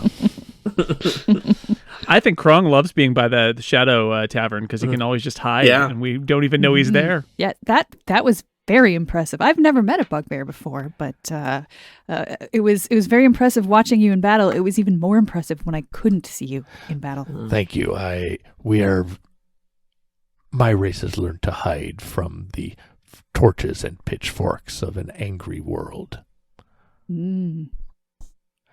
Who are angry at us because we eat children. Sometimes it's just a child's time to die. I personally have not, but it is my understanding that my race is all evil, so it is only a matter of time before I give in to my bestial impulses and just devour children left and right. Something to look forward to then. If you're listening to Total Party Kill with your family, that's on you. We warned you. But We no really children in didn't- this party, so we're Thank okay. you for not screaming and running away at the sight of Yeah. me. It's fine. There's lots of child death right now. Sometimes- Go to bed, Guns Kids. I mean, seriously, before a monster eats Yes, you. go to bed. Don't worry about what's underneath it. They sleep on lofts for just this reason. Oh, that's No, nice. that's That's a like little the- extra space. Yeah, that just We means appreciate bigger that. monsters. Yeah. Futons are awful. It's so hard to get under theirs. room for more monsters. Or a Yeah, you sleeping bag. It's just a nightmare. Yeah, you No just pun you intended. know, a loft. You could just stack monsters in there like cordwood. It's like they can get like 10 or 12 bugbears under that. All right, and so it is This time inn to is head. nice. Did you guys know you can order food and have it cooked? This is way better. And so it is nearing 6 o'clock. It is time to head to White Sparrow Keep and make your dinner appointment with Lord White Sparrow. Let's see. Do I have anything exciting I want to say? Put on my about formal robes, of course. that? Oh, excellent. Does anyone else have nice things to wear? They're slightly less dirty than my regular robes. That's I I washed just my have robe. my usual black cloak, which I think is impressive all the time. Is I it will take reversible? I will take the hood. Yeah, it's reversible. It's also on the inside. It's black. Black and black. Yep. I will take the hood down, and you can see that I have very, very long, very dark hair and pale skin. I am wearing cat. my spiked armor of gleaming, so I don't actually need to clean it or do anything, and it looks very fancy. All right. Cool Cat only owns T-shirts that say Cool Cat on them. It's part of his merch for his performances, and so he puts on a clean Oh, one. do you have any extras of those? in size In your was size. Not in your size. Yeah. That's Then- always Then the I'm just case. wearing my usual, I guess, tattered trousers. Like, Actually, I think I have a double X here. Why don't you oh, try that's this on? great. Thank you. All right, so now so two of us. are I'm wearing not as Cool big Cat as I shirts. look. A lot of this is matted. It's kind of greasy got like hair. a crop top look on Krong, though. It's, you know. Yes, Oh. I'm wearing a crop top Cool Cat T-shirt, It's slimming because it pushes down the fur. Yeah. tattered fit. leather It seems trousers. smaller. People are going to be asking you all day now, though. So are you Cool Cat? So. It's All right. stunt double. Oh, gosh. A switchback cobblestone road leads up to the courtyard of White Sparrow Keep. White Sparrow Keep is a 3-story keep which stands majestically atop a rocky hill overlooking the town of White Sparrow. There's a large still pool of water in the center of the keep's main courtyard, granite statue of a sparrow sitting atop a rock in the pool's center, and there's dozens of birds sit on perches around the pools as drinking from the pool and splashing about. Seems like a nice afternoon/early evening. The keep, as I said, is a good 3 stories tall, with square turrets in the front and a pitched roof in the back. The keep appears pretty ancient, aside from the Temple of Light, which was here before the town, and, you know, the Magic Hand is not a structure per se, but those are unbelievably ancient structures. This is clearly one of the oldest human-constructed buildings here in White Sparrow by quite some time. And, you know, it's not a castle, it's a keep. Well, if But it's, humans you know, built it's it, it must respectable. be important. Indeed. It's a very human-centric adventure. All right. So, the Chamberlain of White Sparrow Keep, I said his name before, Monty made fun of it. It Dingleberry was Otterslot. Brindley Marlin. Ottershot. Okay. I was Brindley- interested in his background. I'm Monty, I was being mean to you because that's what you deserve. Fair enough. Carry on. Oh no. You questioned the DM.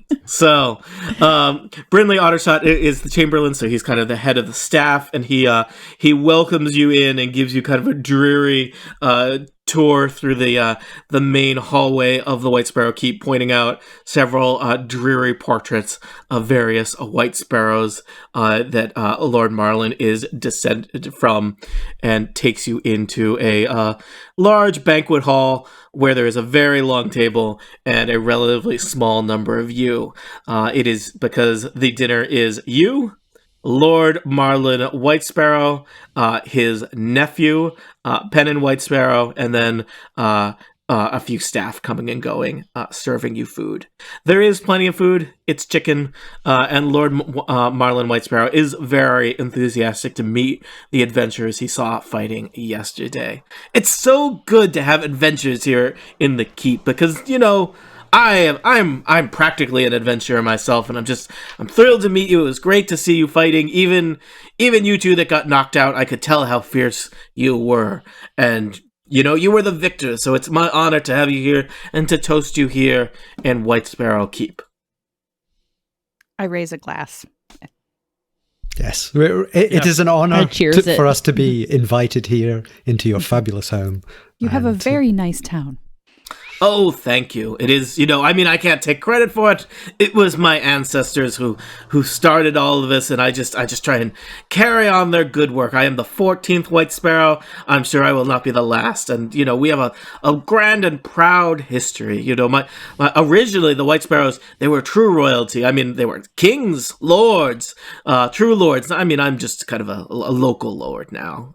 But in the good old days, you know what it's like. You're adventurers. You go into the untamed wilderness, places where no man is the ruler, and you tame that wilderness and fight beasts.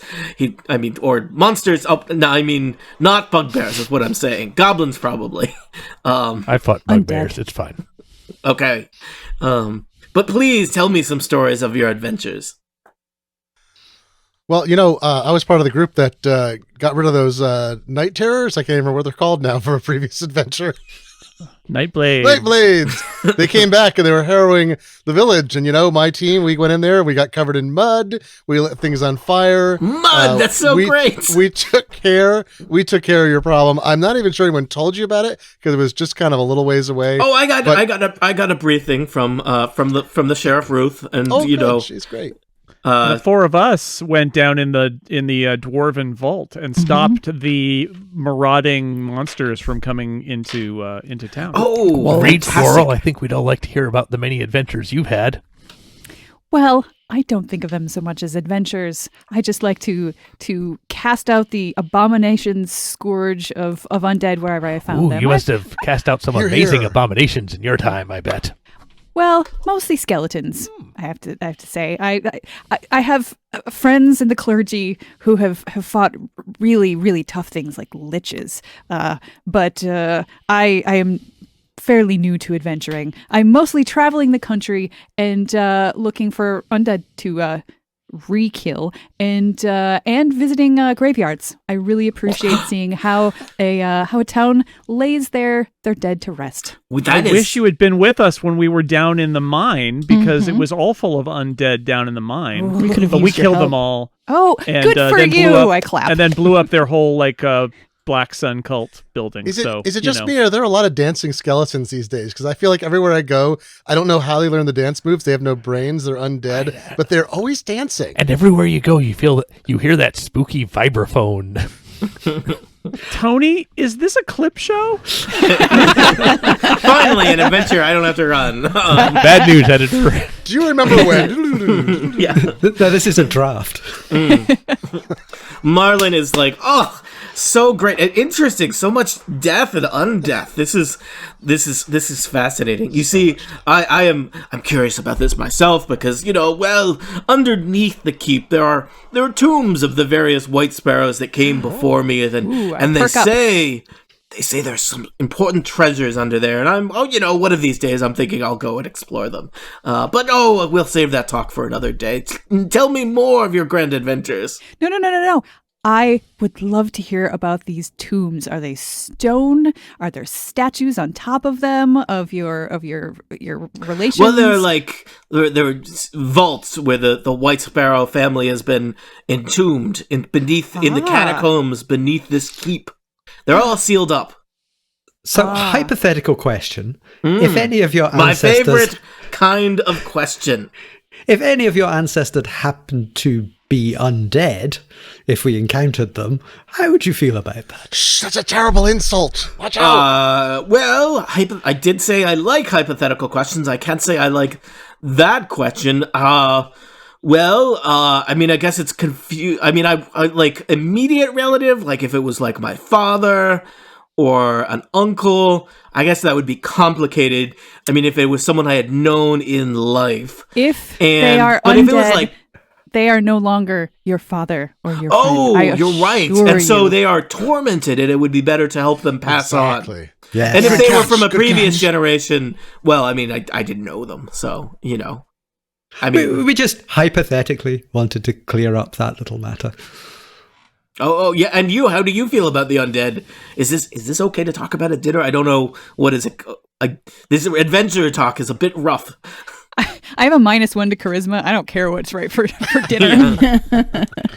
Yep, I think me it's too. perfectly appropriate. The Chamberlain, I have a That's +3 all knots. we talk about. the Chamberlain drops a tray full of dishes. Especially while eating on-bone chicken. I think it's great to talk about the undead. I must like apologize it. for my table manners. I I think was there gonna are say, I chicken have- parts all over me. I have terrible table manners as well. Just Can pick I them. get some raw eggs? I tend to prefer raw eggs instead of cooked ones. Ottershot, some raw eggs for my friend. Brindley Ottershot sends out a servant with a nice little silver bowl full of 4 eggs, uncooked eggs. Thank you so much. With a live chicken on top. Yeah, Her name is Patty. Cool Cat eats an entire fish and just pulls the Like carcass skeleton skeleton. out. very Oh! impressive, very impressive, says Marlon White Sparrow. Oh, you adventurers! Each of you lives a life I can only dream of. Later on, he'll be doing a concert on the fence outside your house. It's a Heathcliff Wow. joke. Yes. Got a selection of old boots for that purpose. Yes. Samson takes a bunch of the sort of refuse from the table, opens up a hatch in the top of the panda, and starts feeding the refuse in. How fascinating! And where did you acquire this strange construct? Oh, I built them myself. I sent off for the plans, and I had to order parts from many a far land, but put it together, followed the instructions, seems to be functioning Amazing. perfectly. You're a brilliant engineer. And so the dinner passes. It's a grand old time. Lord White Sparrow just hangs on every story you have to tell and your interchanges among each other, and he is just loving it all. He is fascinated with you. There's multiple courses that come out that the Brindley Ottershot is arranging and bringing out for you. There's dessert and there's wine and there's a grand old time, and the evening is winding down. Lord Marlin is looking like it's probably getting time for his bedtime. Did you say you wanted us to do something, and were you going to pay us for it? I should probably be. I mean, well, you know, I had this idea that, well, there are these tombs beneath the White Sparrow, and I've always wondered what is down there. They say the first Lord of White Sparrow, he would have been my great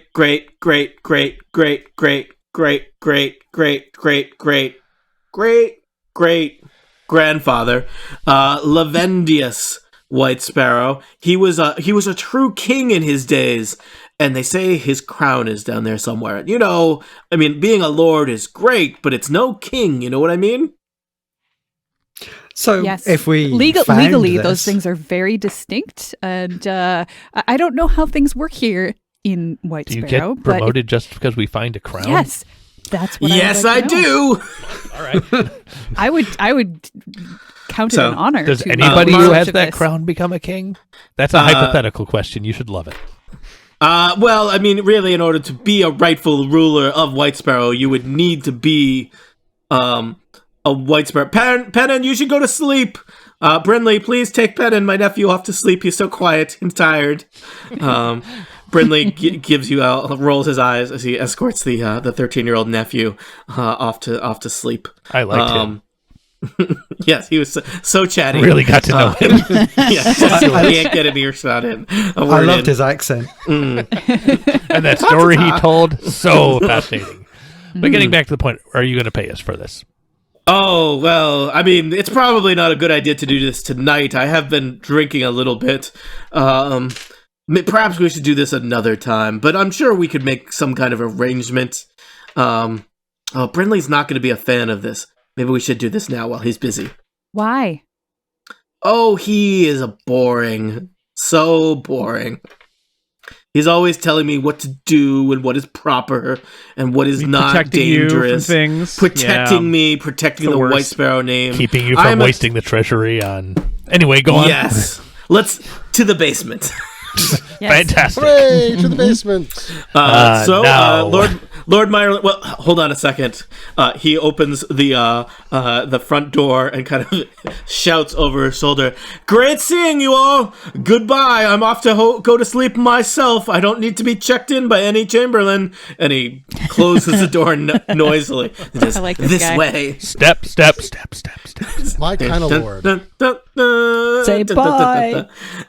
He leads you back through the kitchen and down some stairs into a storage area. He says, "I haven't been down here much myself.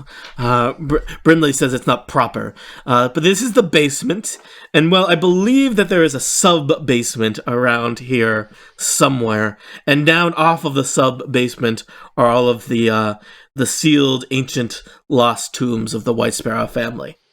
Are they technically lost if you know where they are? Well, I don't know where they are, and I don't know how to get to Sorry. them. Okay. I just know they're in this general area. I see. I beg your pardon, my lord. And well, we should come to an arrangement, of course. The thing I am most interested in is the crown, the White Sparrow crown that will make me king. And I think we could arrange that other things found along the way would be, you of the Five Assassins Adventuring Company. Are there? Do you have any paper and charcoal that I could perhaps have? I would love to take some etchings while I'm down in the tombs. I don't. some I'm rubbings. a lord. I'm very drunk. You're drunk as a lord. All right, That's what I said. I have some already in my pack, but I feel I'm getting low, and depending on how many tombs are down there, I'd really like to capture this to take home to the church. I think Samson looks at the camera in his hand and thinks, "No, I won't mention it." They have pens, too. You don't need charcoal. The rubbings. You I do just the wanna do rubbings. James, for your homework for next session, you may wish to read about the Gond religion in D&D. I think they might be up your alley. They're the chief deity of inventors. Also, it's fun to say Gond. It's like a bell. That's a Doctor Who reference. No, it's not. Probably don't use It's just a word. There are gods So in Doctor Who. you're looking around the storage room, and Marlon White Sparrow is just kind of shoving crates out of the way, and then he's kind of trying to peek behind like a large shelf, and he accidentally kind of tips it all over. There's a crashing noise as glass bottles of various preserves and whatnot shatter on the floor of the basement. And he says, but here is the stairs into the sub-basement. And he points the way down a dark, unlit, spooky, cobwebbed, wretched-looking, dark and dreary corridor. I immediately light a torch. I had a spell, but all right. You can do that too, Glenn. It's okay. Multiple sources of light are not bad. Yeah, it's actually a good thing. Yeah. At least some of us can see in the dark as well.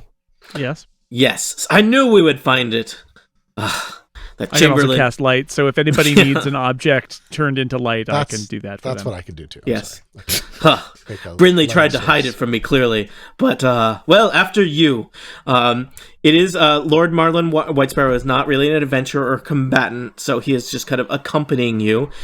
He does have with him. He kind of pulls out from under his robes majestically. He does have. I do have. This will be very important. This is the history of the White Sparrow family, the grand history of the White Sparrow, says the embossed cover of the leather-bound, self-published book that he starts flipping through, that seems to have descriptions of all the various lords and ladies who are Marlin White Sparrow's forebearers. Good. Oh, I 'Cause see. So he's a type. one thing you need on an adventure is definitely a drunk lord with a book of genealogy. Yep. Which he typeset himself, apparently. Yes. It's all in papyrus. Typesetting. So basically, we have somebody who's probably going to get killed. So this is an escort mission that we have to get this person, get a crown, and them not to die. Who's first? He says, standing by the horrible stairs down into the sub-basement. That's me. I Okay. Sure. I'm tiny I and will go easily next. killed, so I will I will sneak go. ahead. I think Samson and Pascal, who can both see in the dark, shall wander along as well. Okay. All right. Do you want to Are put you yourselves stealthy? in a Because marching order? the reason I'm suggesting that I go first is I can be practically invisible, and then I can Yes. come back and warn people. I don't I know think if a that's a great robot plan. panda is stealthy. I can also see in the dark, apparently. Or dimly. It's not mentioned, but as being particularly stealthy. So yes, I think we'll go with the. Tony, do you want us to line up? Yeah. Why don't you put yourselves in a marching order in that hallway? I am happy to go second. I'm gonna go. I can stay well back from where Krong is, and my black cloak will hopefully hide the rest of us from any prying eyes. We should keep the Lord should not be in the absolute rear. He needs to be protected. He should be so- sort of in the middle a little yeah, bit. probably Yeah. after Reid-Quarrell. Great idea. Thank you. I could go ahead of Cool Cat because I am not very. I'm apparently not very resilient, so possibly a good place for me to be. And Samson, I think you can put the Pascal token on your square and move them together if you want. So, I shall do that. all right. Following up the rear. All right. Krong, can you see in the dark? Yes, I have dark vision, Yeah. 60 feet. Excellent. I do as well, apparently. All right. So, Krong, it's like it's a, is it make it like a well lit or a dimly lit hallway? But, the hallway is not more than 60 feet, so you can see the end of it. I can see shades of gray. All right. So the hallway is, it's pretty ancient. Seems like probably no one has been down here in quite a while. It is, there's brick walls and these ancient tunnels beneath White Sparrow Keep. Here and there, there's kind of like roots have kind of burrowed through the cracks, into the dungeon because it hasn't been upkept in any while. And there's, dripping water in different places from the ceiling. Some of the stones have kind of like faded inscriptions or kind of various motifs relating to royals and nobility, but it's a little might take a on couple the rubbings. decrepit side. Okay. So, Krond, you can see that the hallway goes, 60 feet and then takes a right turn, or I guess south turn if that helps. I would like to be stealthy, so I'm just going to throw a roll in if you want. 17. Very stealthy. And sneak around this corner. All right. I think to myself, wow, Krong just disappeared. You can see that the tunnel heads south for quite some ways. There are, it looks like, some doors on both the east and west sides of the tunnel, about halfway down. I will wave everybody up and then go down and listen at this door. I All can't right. see you. Yeah, you forget. You're you have dark vision. They can't see you in the Some of them. darkness. They just I see have you a- glowing I have a red torch. eyes. Well, I have a can torch, see but I don't Krong. want to bring it too far. I will sneak back up to them. Go up And to then- the corner. I will do that then. All right. You head down the hallway, Krong, stealthily, and listen at an ancient door. It just looks like kind of a mundane wooden door. It doesn't look like it's reinforced in any way. Carrocon, careful. It is silent. There's just kind of this sound of, the dungeon settling. Did you say how high the ceilings are? They're like, I'm going to say they're 8 feet high. Okay, phew. Little, not your full 10-foot I hate it when I have majestic. to Yeah. crouch. Is this door locked? You check, it is unlocked. I open it stealthily. All right. It looks like a as you peer around with your dark vision. An ancient, long since abandoned storage room. There's a bunch of kind of old, moldering barrels in there. Some of them are clearly kind of cracked and just weathered with age. A lot of cobwebs, a lot of dust. Get on to the next door. All right. As you step on to the tile in front of the next door, you hear the sound of stone sliding and several compartments opening in the ceiling above you. Let's see.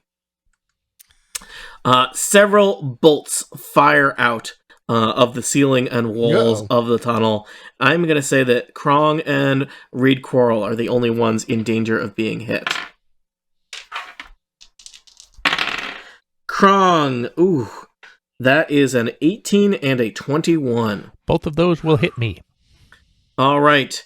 Each of them does 5 piercing damage as you get hit with a crossbow bolt. Good heavens. Reid-Quarrell, that is a 9 and a 14. The 14 hits exactly. All right, you take 5 piercing damage as you get hit with a bolt. Ow! Lord Marlin White Sparrow goes, oh, heavens! This is, I guess, I don't know. He did say that these tunnels were very dangerous, and I didn't think they were, like, this dangerous. We've barely started, and you're bleeding. Hey, does that book of yours have like a list? Brindley, curse you and your correctionness. Does that book you're carrying, Lord White Sparrow, have any, like advice, like a detailed list of traps that we could avoid in the future? I'll look for that. That would be great. Thank you. Several minutes pass. No! You check the index. That's in Volume 2. Volume 2, the traps that protect the White Sparrow Crypt. Oh. I would like to examine this door for traps. All right. You want to roll something? Yeah, you tell me. Perception. Perception. Oh, good. I'll roll a d20 and subtract 1 for a 12. The door appears untrapped. I open it. All right. It appears to be a similar abandoned storeroom full of cobwebs and crates and barrels and lots of dust and grime. I will sneak back up to the group. What? Where did those bolts come from? Was there somebody down there? I don't know. I am very, very badly hurt. I reach out and put a hand on your shoulder and do a cure wounds. Ooh, thank you. So you get back 6. Oh, nice work. Thank you very much. Krong, what kind of trap was that, says Lord Marlin White Sparrow. It appeared to be a floor trap. I stepped on this tile, and even though I am very quiet, I am also very, very heavy because I am a huge monster. Wow, they really got you. Yeah, that whoever built this trap knew what they were doing. You wouldn't think it would work so well after so long, but wow, props to them. Really, just the trap is pretty valuable. If you could figure out how to remove it from the castle, I bet there are trap collectors. Really focused on a crown here, Krong, is what I'm saying. Let's keep our eyes on the prize. Well, you asked about the trap. I thought you were interested. Well, I mainly want to make sure you don't die down here. There's insurance liability issues. Are you insured? Oh, yes, I'm a lord. Of course I'm insured. Oh, well, that sounds Just great. checking. All right. Just to be clear, I'm insured, not you. It's insured by Lords of London. Yeah. I walk up. Where's London? I walk up to the tile that Next time triggered over. last time. Yeah. I would like to disable that trap. Back up. I'm going to try to disable this trap. Yeah, it's... All right. Recommending people get out of the... Yoink. Yeah. All right. I disable the trap somehow. Give me a perception check with advantage to find the trap again. Okay. I rolled either an 18 or a 14. Let's say 18. All right. You study and you find what you suspected, which was that there was basically one of the panels in the floor is slightly off. It's a pressure panel, and stepping on it activates crossbows that fire from the ceiling and walls of this particular tunnel. You can now do a dexterity check with your thieves' tools to disarm this if you would like. All right. Let me just verify that I do have thieves' tools. Of course I do. Do I have proficiency in them? No. Oh, he made some weird choices when building this room. Oh, no. Just handy. You brought them along just in case. No, I have thieves' tools and a proficiency in Oh, them. well, good for you. Maybe after I'm dead, you can come down here and do it. Well, you just keep your fingers under where this plate is, and I'll come round and do the fixing. Sorry, I clicked on the wrong thing on D&D Beyond. So it's a straight dexterity check then. Okay. Okay, so I've got a 6. +2. Oh, no. Krong, Yes, sir. I think that the trap fires into you. Okay. Oh, jeez. I didn't come round the corner. At least he's you are crouching gonna- down. Yeah, but I'm you know, huge. there's- I'm like 7 feet tall and 350 Yeah. pounds. one of the crossbows in the ceiling goes off, and you're going to take another 5 piercing damage. Okay. I rolled a Oh, no. 21 to hit. It looks like Samson Jothem has come to join you in the hallway. I sort of look down at the blood everywhere, and it's like, have you got this? No, I definitely do not. Oh, no. Do you want me to have a quick go? Yes, that would be very nice. Thank you. I'm going to go over here now. Okay. Drags herself across the... So, which check was this? This is a dexterity check. And if you have Okey-doke. proficiency in your thieves' tools, you can add your proficiency bonus. Which would be I great. do. So that is that's an 18. All right, so plus Samson, 2. you spend some time studying it, and you figure out basically how to dismantle the part of the pressure plate that connects to the rest of the mechanism. So it's now just nothing will trigger the crossbows at this point. It is safe. Pascal This- sort hold of on. jumps up and down on the pressure plate This square multiple is times. safe. I should be really clear. This square is safe. This one square in the dungeon is safe. All other squares to be determined. Perhaps some kind of perception check or something to see if any of the other stones along this corridor look particularly Sure, you can try. similar kind of things. Not great. 9 plus a 3, a 12. You don't see any.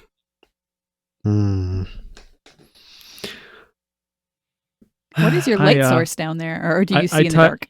We both see in the dark. I move forward briefly and touch Krong on the shoulder, and he gets 8 hit points. Oh, back. thank you very much. I feel so much better. I really apologize for making you guys do all this work healing me. I'll try to do better next time. It's Apology? already an adventure, says Lord Apology Garland White accepted. Sparrow. Shall we continue? Shall we continue differently? Let us I think- continue. Lord Marlon White Sparrow boldly walks to the corner, looks Uh-oh. around. I think we should. I walk in front of him.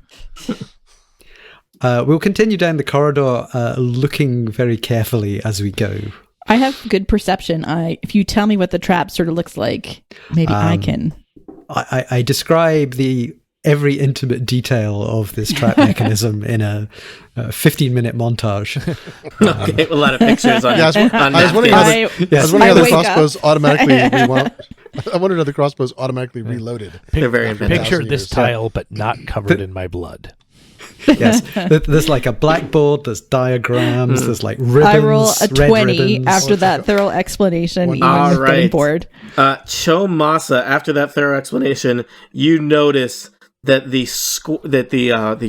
floor where the corridor takes another turn at the end of the corridor to the south is also just like a little bit doesn't quite line up with the rest of the floor. You notice that as Samson Jothem is about to step on it. Okay. Stop! It's a trap. Thank you for pointing that out. I will try and disarm said trap. Since I know how the previous one worked. I'm just going back over here while you do that. I would say you have advantage to disarm it since you know how the previous one I works. pull And it appears Lord to be White. identical in construction. I pull Lord White Sparrow out of the hallway, Oh, That's probably a Heavens. good idea. just in case. Nice work. I turn around and look at the empty corridor behind Yeah. me, Yep. noting the Great. You're awesome. the confidence of my teammates. Pascal the robot panda gives you a confidence looking shrug. Yeah. I rolled a 12, but do I get to add anything to that? If there's a dexterity check, +2, so 14. All right. It's a little bit harder, but you were able to successfully dismantle that one. Woohoo. You look around the corner and see a few more doorways on this hallway. It looks like there's a door off to the south, and then the hallway kind of ends in a doorway to the east. Perhaps Chomasa should continue leading and looking.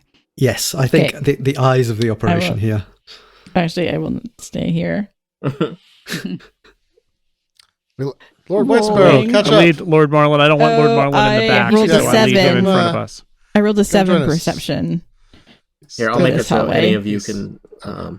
Lord Marlin can now be dragged along by It's, anyone. Excellent. Staggering a little bit. Perfect. Ha-ha! Adventure! It's dark down here. Does anyone have anything to drink? Check those barrels. Don't check the barrels. Stay here. Spiders! Oh, grand! It's a barrel full of them. Adventure. 1,000-year-old brandy is delicious. Spider Never- wine, the finest spider wine in all the kingdoms. And You're all always of within law. 3 feet of adventure. Some Pruno in the corner, Mhm. probably. So, Chomasa, you're continuing to be the scout. Yes, and the I rolled eyes a and the- 7. All right, the And rest of that's the hallway with looks... bonuses. Yeah, the So I was hallway like, looks It clear. looks okay. Good ranging. Right. Well, you go first. I was like, I'm so confident. I will, carefully. Okay. There was... that a you door? just... Sorry. There's a Oh, there's door a to the door? south, if you care about that. Is it unlocked? You could check it. Checking. The door is unlocked. I carefully... No, you know what? I'm going to listen at the door. It's quiet. Oh. I carefully open it. Looks like another ancient, abandoned storage room. Yeah, this is great. Lord Marlin White Sparrow pokes his head in and says, "Junk! My ancestors have left me junk!" Really should have had Brindley clear all this stuff out before we sealed this place up. That guy. Should sell it on the very, very antique roadshow. Do you think he stole the crown? I have no reason to believe that. He's always been loyal. Okay, I listen at this door over here too. At the end of the hallway. All right. It seems quiet. Okay, I gently open it. Okay. Slowly. How far can you see, Chomasa? I think I have no dark vision or... I do have a torch, and I'm right behind. So 20 feet from me brightly, and another 20 feet dimly. All right. So I've illuminated part of the very large chamber beyond. Oh. So this door opens into a much bigger chamber, Chomasa. You see stone pillars supporting an arched ceiling. It's taller than the hallway. And there's a bunch of freestanding wooden shelves. You can see hundreds of dusty bottles stacked in wooden racks on the shelves. There's kind of a sticky red film covering a lot of the floor, and it smells heavily of just alcohol. Give me a quick perception check. Should I as well, since I'm Sure, right here? you're right there. I too. got a 9. All right, you don't hear anything. 17. Reid-Quarrell, you think you hear a pop noise in the distance, and Lord Marlin is kind of peeking around the two of you. He says, "Oh, well, I like this." He I starts heard- flipping through his book. heard a pop. Yes. 300 years ago, Lord Tharmod White Sparrow. He was a collector of wines. He kept his most valuable wines down here, all sealed up, I guess. Well, they may not be all sealed anymore because I just heard a pop. So perhaps somehow they have gotten old and are exploding on their own, or maybe there's somebody in here. What fun! He claps. Should we check for traps before we walk into there? Oh, good idea. 18. You don't see anything in the area in front of you other than what's shown on the map. So there's pillars, ancient wooden shelves, hundreds of musty glass bottles, but it's clear that the chamber goes for some ways. What is this as I get up to the door? What is this on the ground? Is it spilled wine? Is it like the residue of spilled wine? Yeah, Is there's it dry. Chomasa, you step into the chamber and you're It's like sticky.